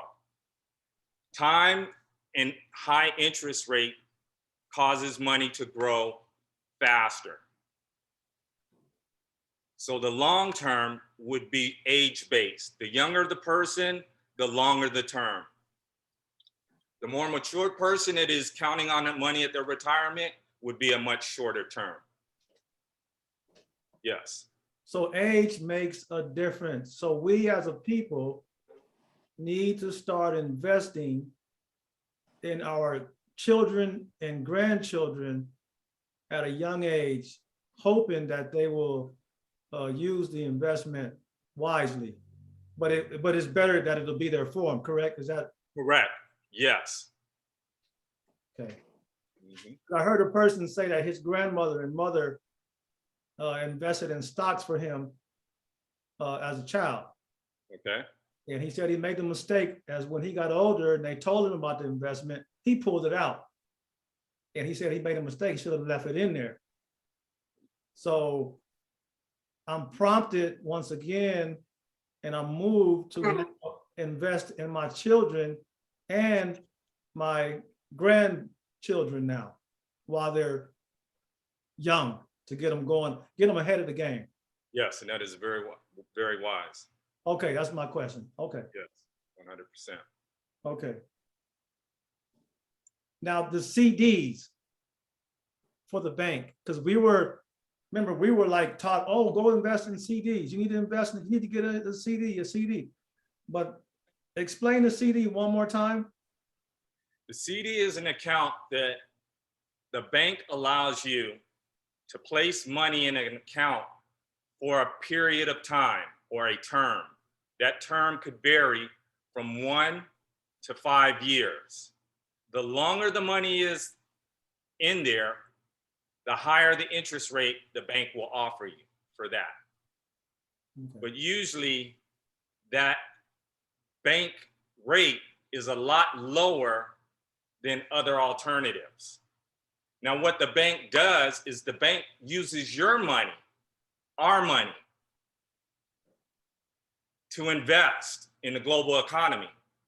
Now, what they do, they want you to lock your money in. The longer your money is in the bank, whether it's in a checking account, a savings account, or a CD account, the bank uses our money to invest into their profits.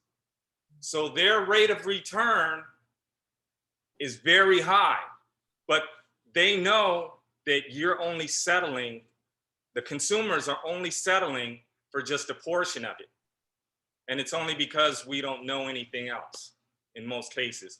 The average middle class person, like I was, didn't know. And there's millions of people out there that don't know.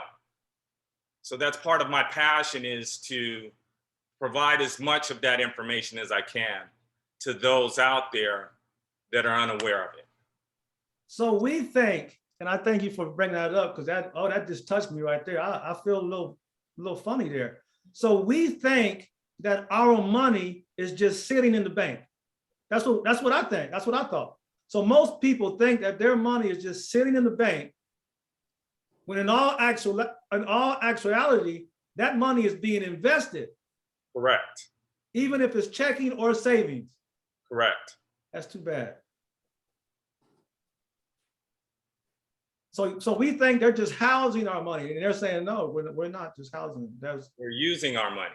Yeah, we're benefiting from your money being in our bank. Financial educators attempt to do is to help educate the power of doing the same thing, using your money to allow it to work for you the way the banks do, through compound interest. Okay. Yeah, I just wanted to chime in to that conversation, if I may. Just to echo again, because it's such an important principle that all of our people understand, that money is a tool to be making more money. And that whole concept of compounded interest, your money should be making money for you. There's a lot of different opportunities and choices and ways to do that. But just the thought that I'm going to put the money aside, and it is just sitting there in the bank in your account, but the rest of that, but in a certain sense, but they taking that money and definitely that's how banks make money. And again, if they don't loan money, they don't make money. So just know that. And when you understand that, a lot of youngsters today are talking about, in a good way, they're learning, becoming their own bank, private banking, this whole idea of using your money to make money.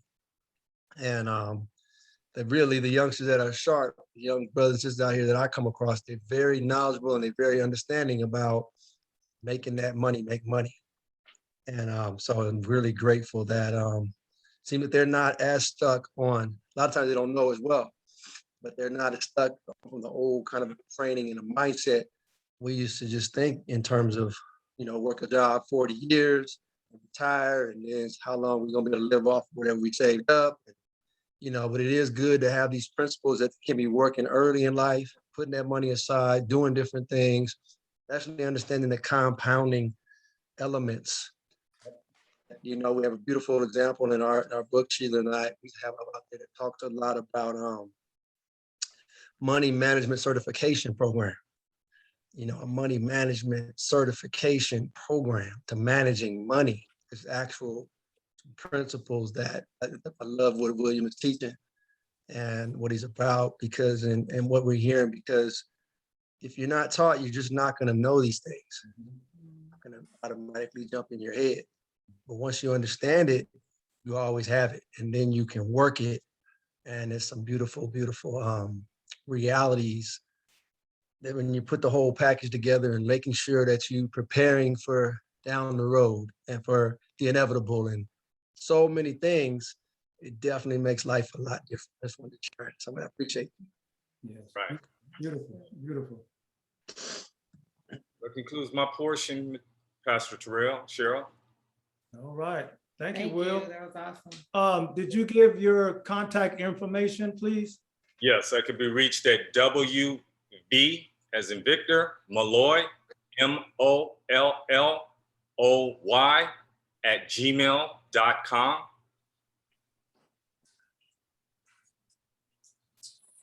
Can you repeat that one more time, Will? Yes, WB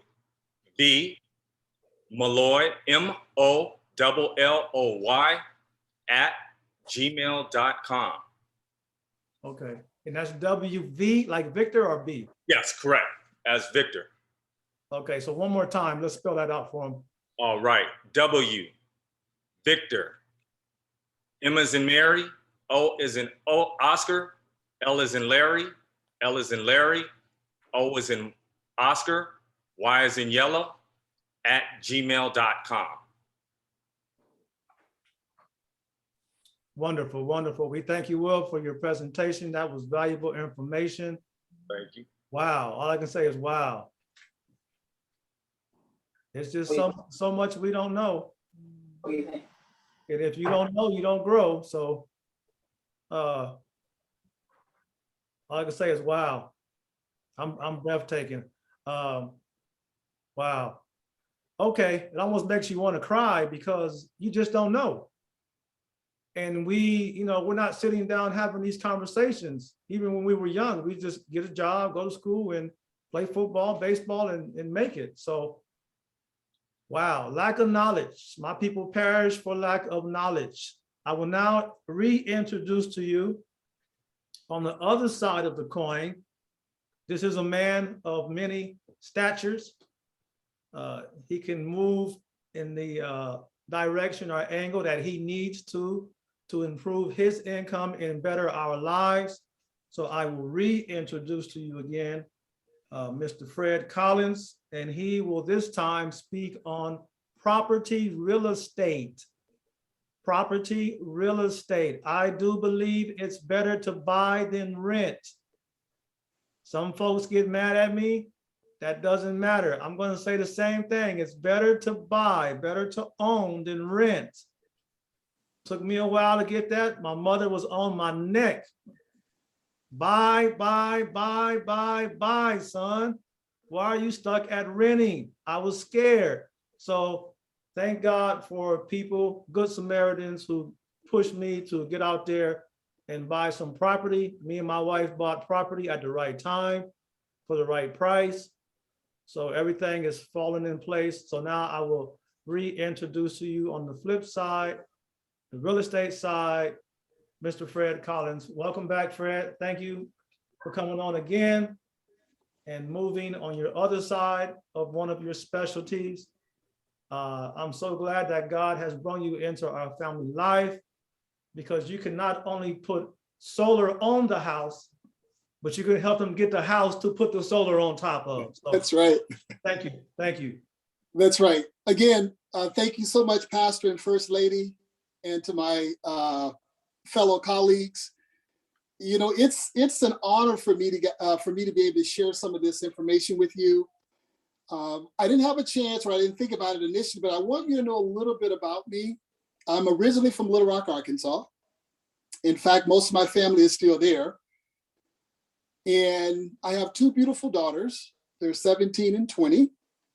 And they're already doing well financially in life because we kind of set them up the right way. I'm a single dad, lost my wife to cancer in 2018. And so that's been a really interesting journey. But real estate has always been good. And so you guys have probably realized that the market has been absolutely nuts. Mm-hmm. And so it's a fun time to be in real estate. It's also a fun time to be a homeowner. Mm-hmm. Because if you've watched your property values over the last year, you're smiling. It's better to own than to rent. But if you're a landlord, you're just as happy, right? Because investment properties are really good right now. It's tough to find rentals right now. If you know anybody that's looked for an apartment lately, it's been tough just to get a place to rent. And partly because of the moratorium. You know, even if they're not good tenants, you can't get rid of them, so to speak. But I said all that to say this is I absolutely love real estate. I've purchased several homes over my lifetime. And, you know, this started about 24 years ago. So I've actually been listed and selling homes in Southern California for 24 years. And it just keeps getting better every single year. And so if you all would stop and think about the last real estate transaction you were involved in, how did you select your real estate agent?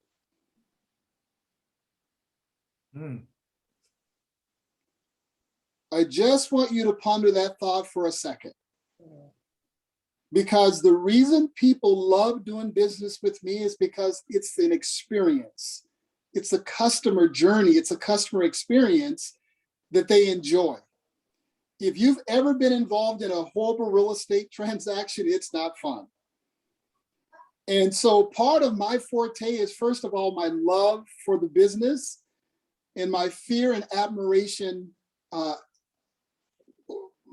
basically my fear and love for the person who I serve, which is my Lord and Savior. So he is my guiding light in real estate.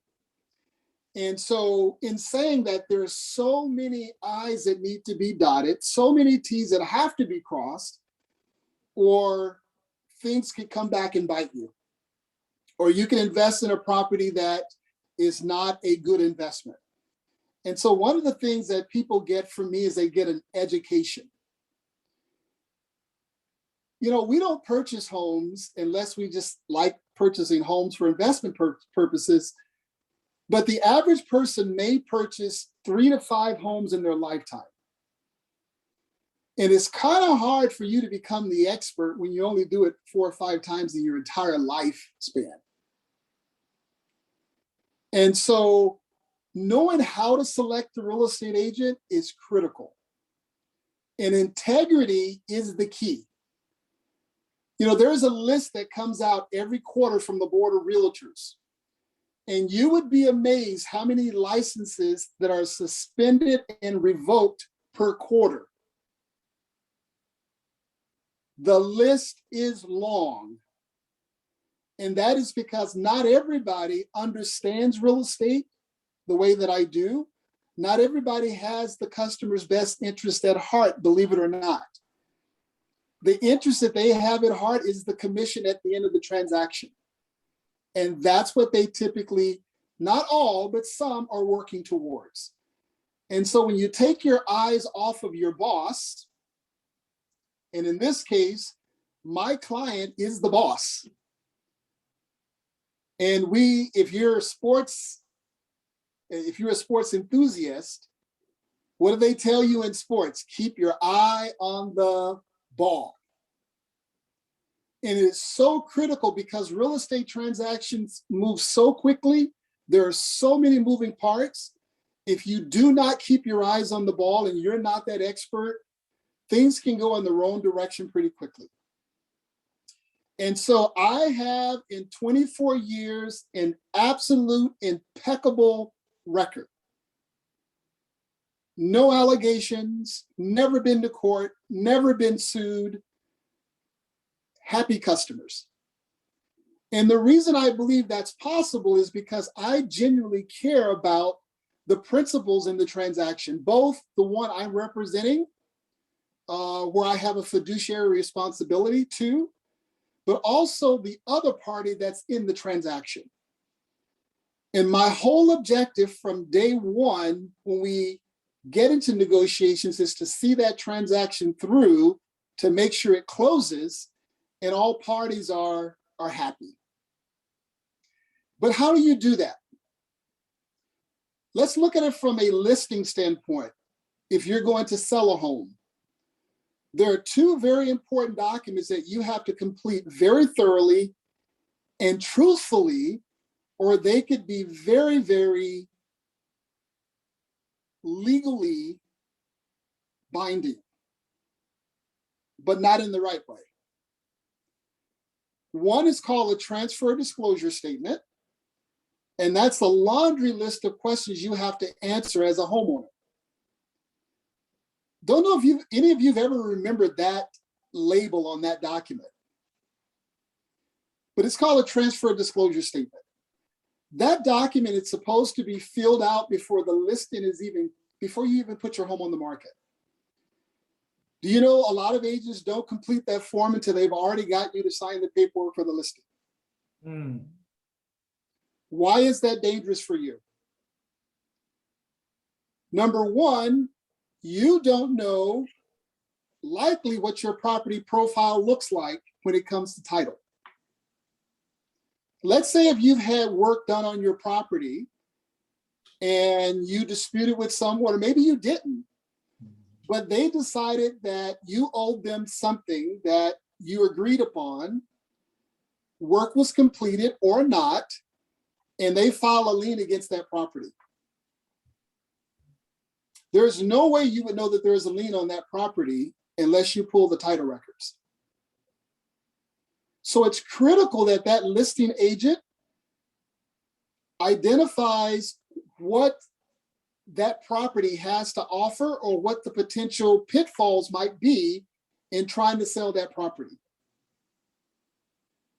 I'll give you an idea. Recently was looking to list a property, eventually listed the property, but it looked to be a 3-bedroom. But because of some of the specifications that the city says is important to call it a 3-bedroom, technically it cannot be called a 3-bedroom. But agents will list that home as a 3-bedroom, and they're not supposed to. So now you're setting yourself up for disputes. Because if someone purchases that home under the impression that it's a 3-bedroom and it's not, guess who's liable for that information? Most certainly you could be. Most certainly your agent is. But it's just a really bad start. So there could be some sort of a lien against the property. Let's say if someone wasn't totally honest with the agent, or they forgot about the fact that there was a second mortgage on the home. You can't possibly forget about that, but they just failed to mention it in the transaction. Mm-hmm. Well, that could be the difference between selling that property or not. So why would an agent go and list the property before they identify every possible circumstance that could come forward relating to that transaction? So you just have to know that stuff. But agents will go out because they just want you to sign that listing agreement, and they're going to figure the rest out. So when I say I educate you, I walk you through every single document that I'm going to ask you to perform or endorse or execute, as we call it in real estate. Because at the end of the day, the deck of papers is about that thick that you're going to sign from beginning to end. Isn't it an important fact to be able to trust the person that's leading and guiding you through those documents? Pretty important. The other one is a similar document, but it goes a little bit more in detail on the structure of the property. That one also has to be filled out completely. And it's a seller's property questionnaire is really what it's called. But would you want to fill that document out by yourself, or would you want to have someone walk you through it that's done it many, many times and can maybe give you a little bit of guidance? And maybe say, are you sure you want to check no on that box when you disclose this to me? And it should be yes. Unfortunately, not all homeowners are forthcoming with all the information. So if there is a hairline crack underneath the carpet, that becomes a potential foundation issue. So if that agent is not asking you those questions, you may not think to disclose that. So now the buyer makes an offer, they come in, they do an inspection, the inspector doesn't see it. It was never disclosed on the TDS or any other document. The agent never asked you about it, so you forgot about it. And now the transaction closes, they move into the home and they decide to pull the carpet up because they want to put down tile. And they discover there's a huge crack in the foundation. Does that create a problem? Potentially, yes. So that's why selecting a qualified, experienced educator is really important, because you're planning to have this person not only educate you, but you got to trust that they can walk you through the process. And so I'm a full service agency, which means not only do I take care of all the paperwork, I'm old school, so I don't even use DocuSign. why do I not use DocuSign? Because husband and wife can be sitting in the same room, and husband is on the loan docs. So technically he's buying the home. But the wife could decide all on her own, my husband's at work, and so I'll just sign this document on his behalf. Well, if I'm using DocuSign, I can't control that because she just selects his initials that he created or his signature and just hits the button. If that ever goes to court, that's a problem. So part of my service and my attention to detail is I don't use DocuSign. I get all wet signatures from my clients because those documents are going to be discussed and explained in person before they sign. Because I have a fiduciary responsibility to that client for full disclosure and to help educate and walk them through the process. So that's why my clients love doing business with me, is because they know they can trust me. And once they close the door on the transaction, they're not ever going to have to look over their shoulder. And that's the beauty of a successful real estate transaction, is when it's done, it's finished and you never have to look back. So how do I help clients in real estate? We do it on a residential basis. I can help you purchase investment properties. Now, it's still considered residential as long as it's 4 units or less, and it goes to commercial thereafter. And why do I mention the 4 units? Because guess what you have in your wallets right now? You have a ton of equity. And I think my brother used the example, Mohammed, earlier about the credit card versus cash. So now we as homeowners, we're sitting on this lump sum of cash that we did nothing to earn it except we purchased the house at the right time. I mean, I'm seeing homes in the last year that have acquired or accumulated as much as 150, 200,000 in equity. But have you noticed what the trends of the market is doing right now? So what do you think is happening to the equity that's stuck in your walls? It's being depleted. So this is a perfect time to start thinking about, how could I take that money out of the walls? Even if I don't use it right now, the interest rates are incredibly nice. I'm seeing interest rates at 2.25. That's incredible. So even if you don't use the money now, would it not be wise to take that money out of the walls of your house and put it into an investment account and let it begin to grow for you? Because what do you think is going to happen when the market deflates and the values of the properties go down? There's your nest egg, because it's just equity. It's not cash. Once you take it out of the walls of your house, it sounds like we've got very qualified people in our family here that can show you what to do with that money. Now, when the property values plummet, who cares? Your money is in your bank account. It's in a mutual fund. And what happens with real estate? Whatever goes down must come back up. So not only could you reinvest it in that format, you could actually go out and start buying investment properties when the market dips, because investors buy properties when nobody else wants to buy, because they're at the bottom. So just think, if you had 100,000 or 200,000 in equity in your house right now, what you could put that money towards to safeguard it from being depleted because of depreciation or value, real estate value. What could that look like over the next 15 to 20 years if you just took it out and invested it? So I just really want to be a resource for you guys. If you just have really tough questions, even if you're in an escrow situation and you have questions, maybe you're considering buying an investment property and you have questions, I just want to be that resource for you. Because at the end of the day, we always know that real estate is one of the best investments you can make still today. And even if it dips, it's going to come back.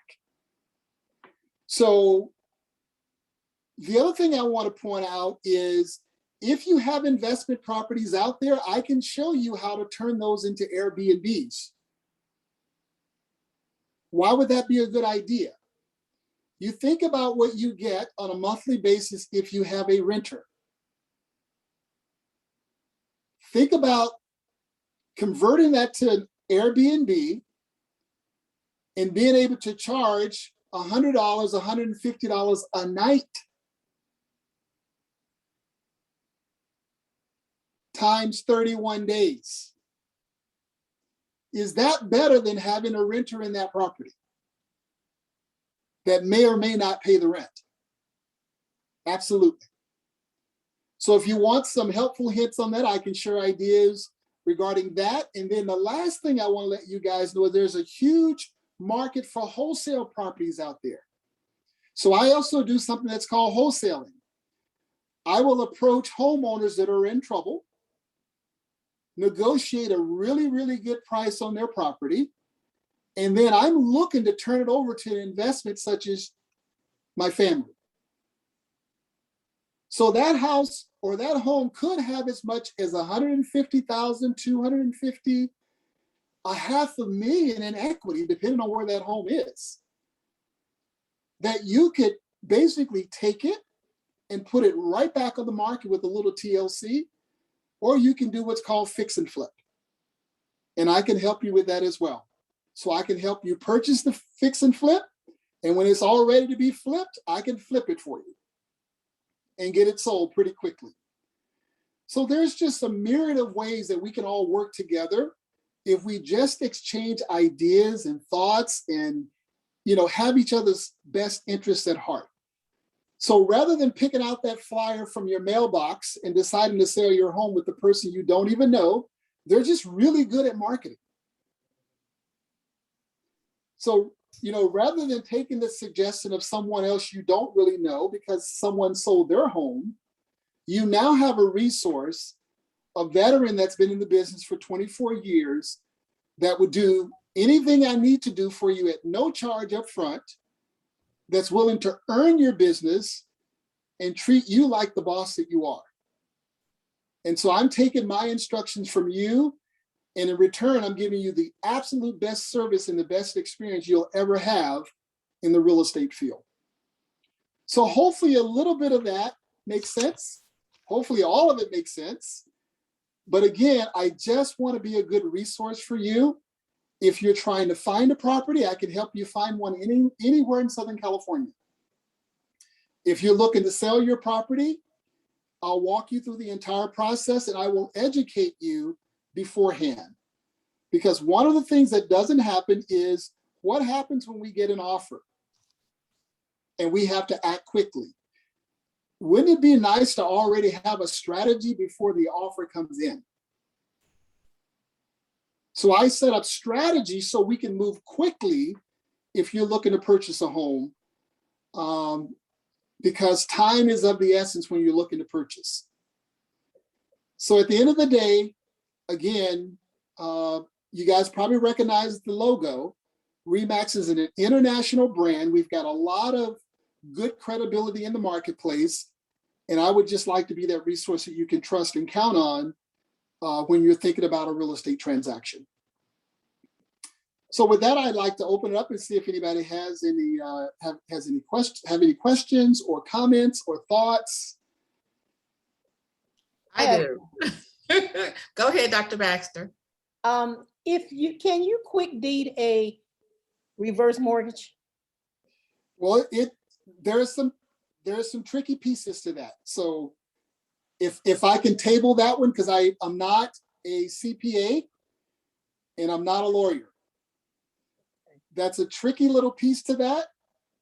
You know what? Let me step Yes. in real quick. Because that was my question too, the reverse mortgage. What we'll do, because I don't want to give that information online Right. like that. So Dr. Baxter, I'll have you get in touch with him personally for that, Yes. for that information. Yeah, that's one thing about me as a professional. I will always defer it because it takes qualified people in that financial arena to pinpoint that for you. But we can get the answers for you for sure. Okay, thank you. You're welcome. You mentioned wholesale property. What's the difference between wholesale and short sale? Short sale is simply meaning that you have a property that you're delinquent on, and the bank is going to agree to allow you to sell it for less than what you could retail. And so you negotiate that with the bank. They have to give you the authorization on an agreed upon price, which is typically going to be less than market value. Thus, it's a short sale. It can also be sometimes less than what you owe on the property. And that's another whole twist to that. But typically you're selling the home short and you're normally in default. And the bank has to give you the approval to sell it at a certain price. And the wholesale, when you mentioned that you can help the person purchase a home at a wholesale rate, what was that? Well, in a market like we're just exiting, I don't wholesale in a good market because you're taking advantage of a homeowner. Once we get into a position now, like I've got a list, there's tens of thousands of people, believe it or not, in a really good real estate market that are in what we call pre-foreclosure. And the reason they're comfortable there is because the moratorium of the banks pausing their payments, right? So they don't have to make that payment for 18 months. Well, that's ending now. And so now these people have to work out a plan to either repay, or they're gonna put it onto the end of the mortgage, which means the mortgage they couldn't afford, the payment's gonna go up even higher. So it's a mess. So what happens when a wholesaling market is when the real estate market has declined and houses are not selling in 2 days, it's actually taken a longer period of time for them to sell.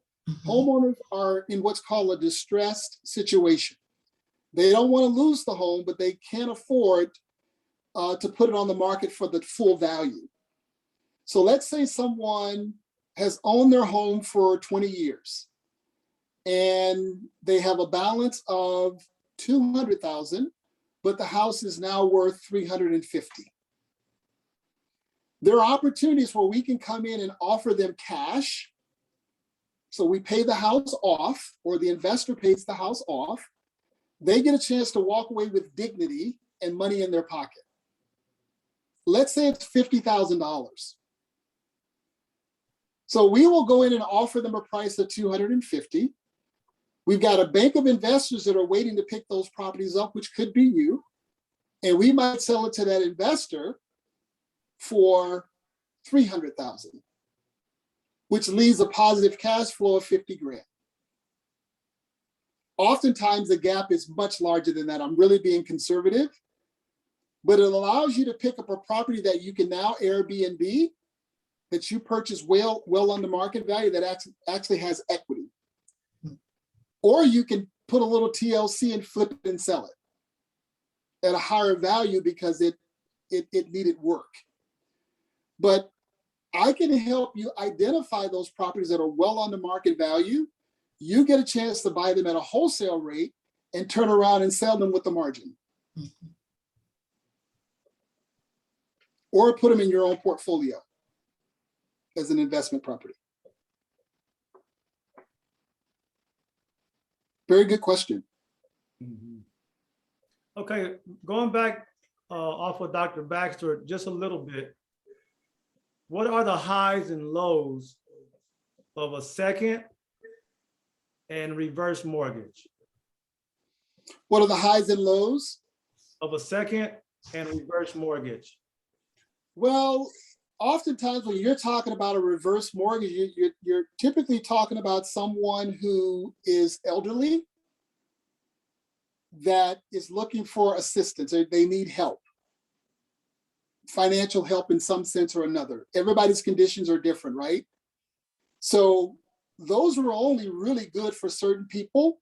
And again, I'm not a mortgage lender, so I don't do reverse mortgages. Mhm. So I'm not qualified to speak to that mortgage side, but typically it's someone that needs help financially, and it's typically a senior citizen trying to strategize or set up an exit strategy. But on the second mortgage, there is no downside to it. You're basically taking equity out of the home for better use. So as long as you use it for a better purpose, and it's not for that Corvette, it's not for the boat, it's not for anything that depreciates, it's typically a good decision. The only way you lose on seconds is if you're too close to loan to value, meaning you're capping out. That's one scenario. The other one is if the market declines and now you owe more between the two mortgages than the house is worth. So now you're upside down. Okay, one more question here that I have a lot of important information that you gave us. I think this is very, very important. The transfer disclosure statement that you mentioned. That should be the first thing that you do? It's one of the first things you do. The first thing you do is you walk the property and understand what's there. Mhm. But then you've got to be really good at identifying and investigating that homeowner regarding the property. So it's knowing the right questions to ask to extrapolate the information that the homeowner may not even be aware of. It's something they saw 15 years ago and they forgot about it. Mhm. So it's helping them to really disclose everything they know about that property so that that can be disclosed to the buyer or potential buyer. Because anything not disclosed is a potential problem. Anything that's a known fact, you must disclose that. Does that go for as is properties as well? As is as is. You're going to purchase them as is, but the owner still has an obligation to disclose. Because they still need to know what they're buying or what they're purchasing, right? Correct. And that's a lot of sellers get tripped up there because they think I'm selling it as is. Yes, but you still have a duty to disclose. Now, well, you already answered that. I won't ask that. You already answered that. Okay. So if there is a crack in the foundation that the buyer finds a year later, what can they do? Well, considering that we're in a very litigious state, they've got a lot of options. Okay. And if they want that information, they can get in touch with you. How do they get in touch with you as far as the real estate? You want to give them contact information on that side? Yeah, yes, Pastor, I've got a very simple email address and it represents who I am. And it's here to serve you at mail.com. And it's the number 2. So here, the number 2, serve you, the U is spelled out, Y-O-U, at mail.com. So there's no G, it's just at mail.com. And then again, I'll repeat my phone number. This is my business telephone number. It's area code 909-549-4824. Again, repeat, 909-549-4824. And the email address is here to serve you at mail.com. And you can funnel any questions or thoughts that you have, and we can dialogue on that private message. Now, But again, it's not that I don't want to answer those pertinent questions, but for legal reasons, they have to be answered to a particular circumstance and not in general. Mhm. Right, and that's why I wanted to kind of. Yes. Okay, do you have a referral fee? Somebody say somebody I know wants to get a house and then they actually get the house through you. Is there a referral fee for that? Well, technically in real estate, we're not Yeah. allowed to give referral fees, but I do take care of my clients in other ways Okay, to appreciate them for their referrals. Yes, okay, okay. Great answer. Thank you, sir. you're welcome. That's why I like to let people be who they are and do what they do and stay in my lane, as we say. Amen. Amen. Yes, yes, Got to keep it safe. yes. Well, if we don't have any more questions, One more question. Go for it. Do you do refis? I have a plethora of lenders that I trust that will do a very good job for refis for you. Yes, okay. And the interest rates are great right now, correct? they're still really good right now. Okay. So you can refinance for another 30 years or 15, correct? Correct. Now, what's the catch with that? Thank you, Sheila, for that question. What's the catch with that? If you refi, do they pull money out of your equity? There's a cost somewhere, right, for refinancing? Yeah, but lenders have a different way of protecting that cost or sharing that cost with you, and they will explain that to you. But there is cost to getting money, yes, Okay, absolutely. okay, And yes, you are taking equity out of your home, absolutely. okay, If it's a refi with cash out, if it's just a straight refi, you're just refining the note. But my advice to my long-term clients, because a lot of people want to take the shorter term, mhm, I say take the longer term and pay it off when you want to pay it off. Pay it off sooner.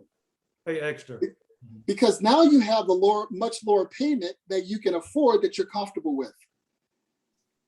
Okay, And now you have that additional money to reinvest in stocks or mutual funds as needed, rather than tying all of your money up into a mortgage.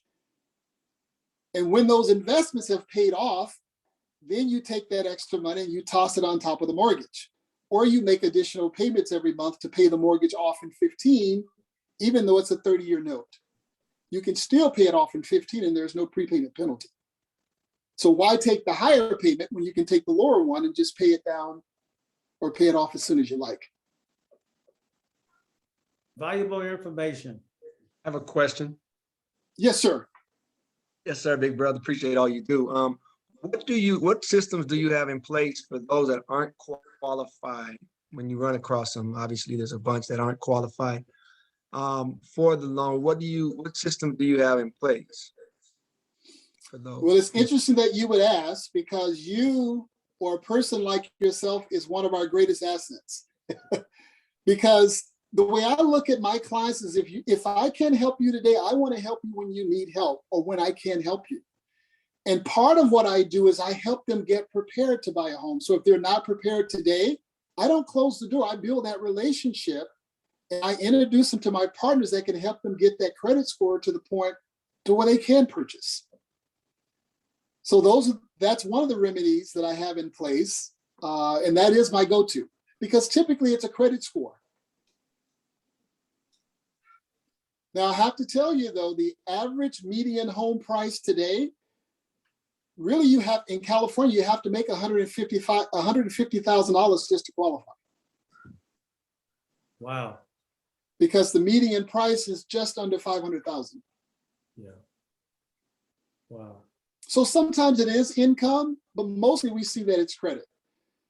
And it's just a matter of, being at 600 and you just need the 620. Okay. Yeah, all right. That was a beautiful question. I figured that question would come back around to the credit. Hey, I wish the life was different, but it seems comes like back so many things come back around to to credit. credit. Yeah. And Okay. you know what's really interesting is, to his credit, no pun intended, it could be the matter between 600 and 620. It could just be a matter of writing those letters and getting those negative marks removed, and now they're qualified buyers. Real. 20 And, points. and I just have to say that again, because at the end of the day, home ownership is pretty much the litmus test of whether you're financially stable or not. That cost black, white, red, yellow, brown, and too many of us. And that's what I figured out and I found out is that owning land, owning home, being an owner is something that just systematically has been very much created to where we can't do it or we think we can't do it or we just don't jump in and do it. We do it 2 or 3 times in a lifetime, like brother said, and then that's it. But many others might do it 100 times and many times over 100 times. But because once you do it once, the mechanics don't change. And the qualifications don't care. They either you make them or you don't make the qualification. But anyway, so I just know that it is a lot of times. Sometimes you see the advertisement, oh, the score went up, boosted it 5 points or 7 points, and people get excited. But I know too many stories where people have gotten 60, 70, 80, 100, 200 points because it's a system of knowing what to do. So, and a lot of times it's the only thing stopping us from hundreds of thousands of dollars in equity. It might be 10, 15, 20, 30, 40 points. And my score shot up 98 points because of a secured card. It's that knowledge we just don't know. And I don't see the powers that be in such a huge hurry to teach us something that is very much across the board. It's generic. And once you have it, they could teach it in junior high school, could teach it in high school. There's rules to it. And once you know those rules, they don't change. They do not change. And it's really, you don't know, it seems like it's a forever process. But like anything else, once you do know, you go do it. And negative stuff falls off, add positive stuff gets on there, bam, you're in that home, you're purchasing now. Yep. You're not renting. And it's huge. Anyway. So Remus, what you're saying is knowledge is key. Man, it's absolutely the key. Yeah. Absolutely the key. And it's always been that way. And getting the right knowledge though is you Yeah. know, Yes. and then like with this panel here, I'm 100% confident between the investments with William and the real estate and everything I've heard, you know, there's so many lives that could be touched. And I love William's integrity. I can feel it already. And I do know that that is everything, that integrity and slowing down long enough to do the right thing. But then when it's solid, it's untouchable. Your T's are crossed, your wills are in place, your trusts are there. You know, probate can't touch you. It's clear intentions, what you want grandmama to be wearing on her final day, or whatever it is, you just map it out and then you just do it. And William, did you want to say something? No, I'm just blessed to be a part of it. You know, it's a cohesive thing that we have going here with this information on all different aspects and keys. Information that leads to the keys of accomplishing dreams and goals and the resources. So it's beautiful. Now, did y'all catch what he said? Information leads to keys. And what'd you say, William? It leads to the goals and all of them. Mm-hmm. Information opens the door. Information is the key that opens the door to fulfilling your dreams.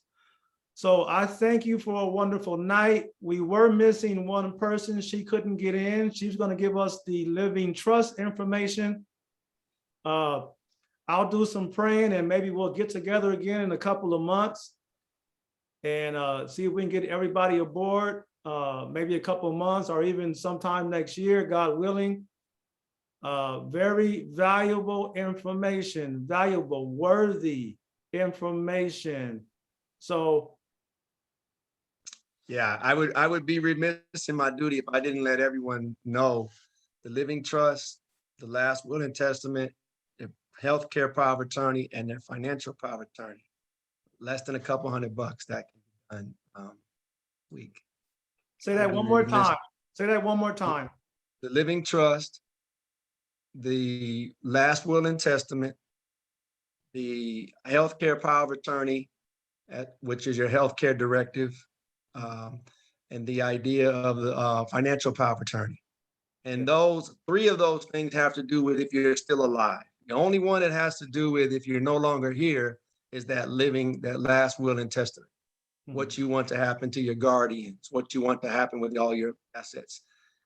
Who's going to be the one to take over control of that stuff? Who do you want that to be? But the other three, the living trust, has everything to do with you're still alive, but you're just incapacitated. You're not able to make those decisions for yourself for whatever reason. Health could go, your mind is not sharp anymore, but you're still alive, but you decide while you're still alive, who's going to be who's going to be these beneficiaries, and who are going to have these control of your estate, who's going to have control and make these decisions, and you get to decide that.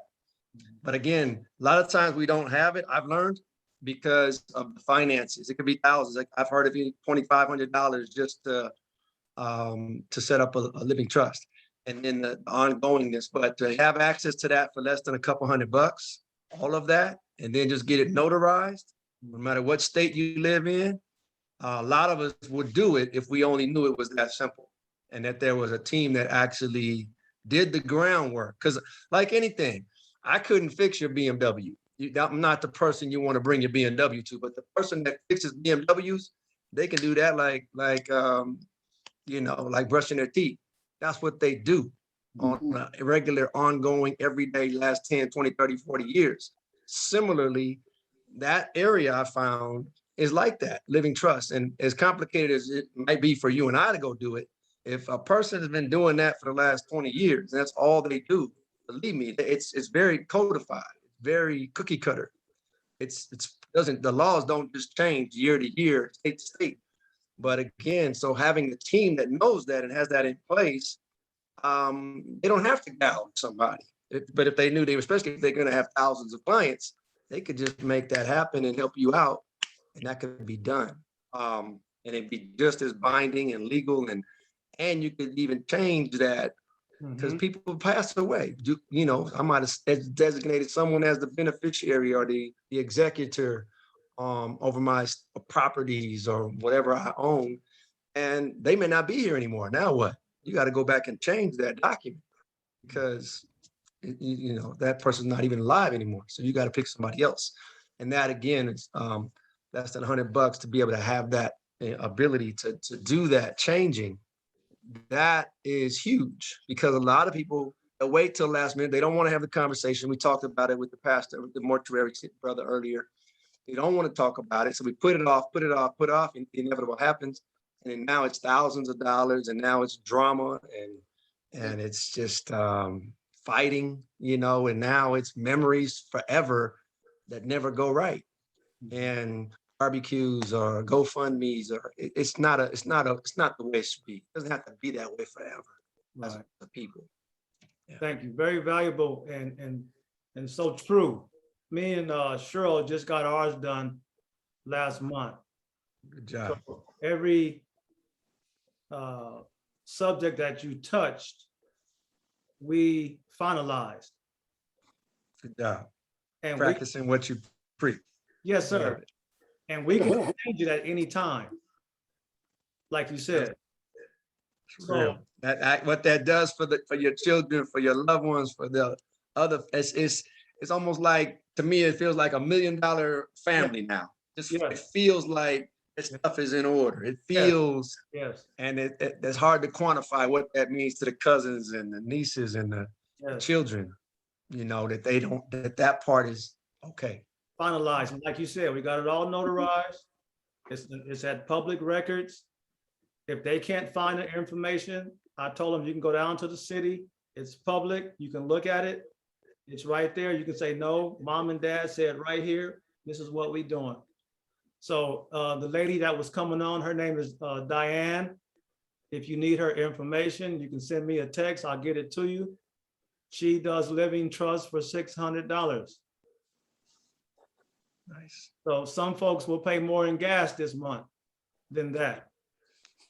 And that's valuable. Like Brother Muhammad said, you don't want to be fighting and fussing, and that's your last memory of this person passing, and because they had no living trust, the family is fighting, torn apart, all because a person died. When a person dies, it's supposed to bring unity, not separation. So I thank everybody for coming out this evening. You will be hearing from me again. Oh, Dr. Baxter, do you have a question? Yes, I do. Okay. This is for Brother Remus. I need to have an amendment done to my living trust. Can I do it myself and then have it notarized? And like I love my brother from what B-Mac said, I'm not gonna mess up my good words that I know for sure with speculating on words that that's not my lane. In other words, Okay. I don't know.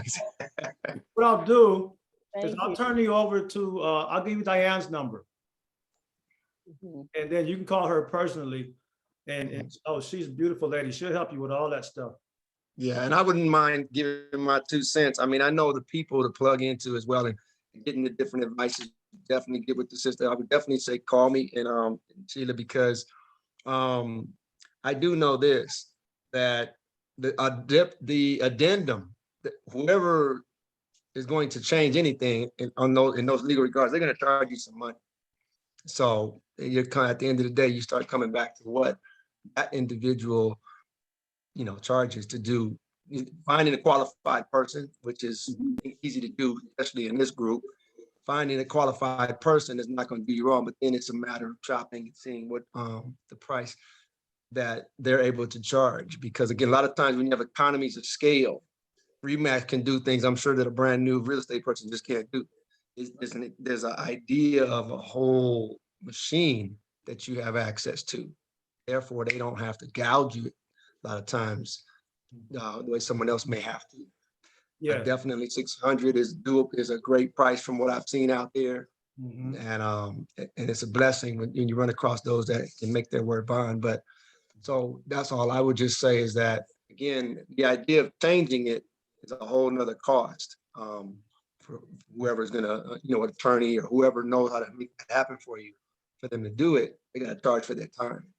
Mhm. So And it might be, and it's most likely, if you have that feeling, most likely it's worth a little something to get it done. definitely. I don't believe that's an accident that you have that feeling. So any more questions before we close? No, I don't have a question. I've been quiet and just taking in all of this valuable information. Thanks, Pastor Terrell, for hosting this. Thanks, Sister Sheila, for inviting me on the call. I gleaned a lot of good information to give me direction in which way I want to take in life. And also to Remus, thank you so much for doing that presentation.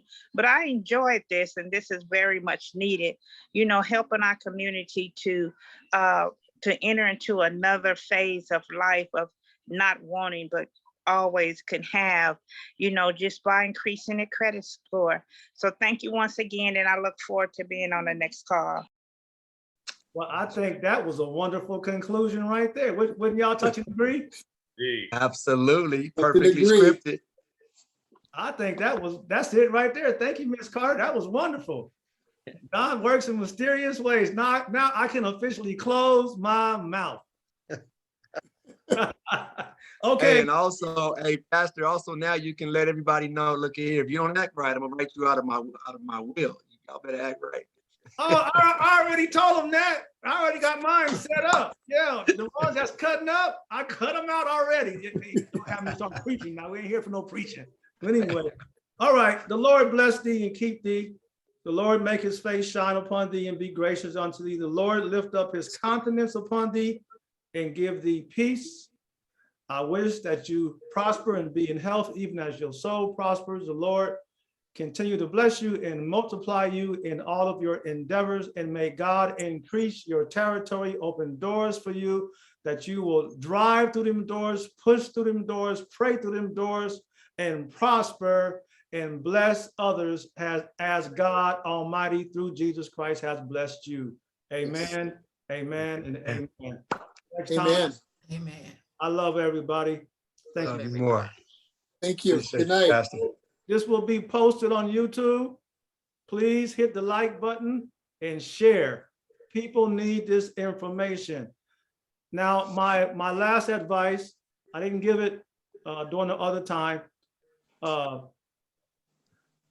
People should have some free information, but there should be some sacrifice for the full information, if that makes sense. I'm pretty sure y'all business minded, you can hear what I'm saying.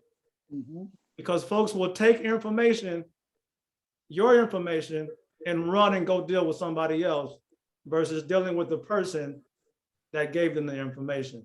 So a little information, draw them in, show me some sacrifice, you get the rest. Amen. Amen. Amen. So look forward. Please text me your cash apps, please, if necessary. I think some of them already have. If not, that'd be your choice, your decision. But once again, the pastor loves you, and I thank you so much for taking this time. This is history. You just made history. This will go to your children's children when they look back and say, look at my great-great-great-grandma, great-great-great-grandpa giving information that's still valuable in 2050, unless Christ returns. Amen. Amen. Amen. So y'all made history. Thank you, Pastor. Great job, man. Yes, thank you. Anyone else also? Thank you. Thank you. Thanks, everyone. Blessings. Prayers for Louisiana. Yes, pray for Louisiana. Amen. Yes.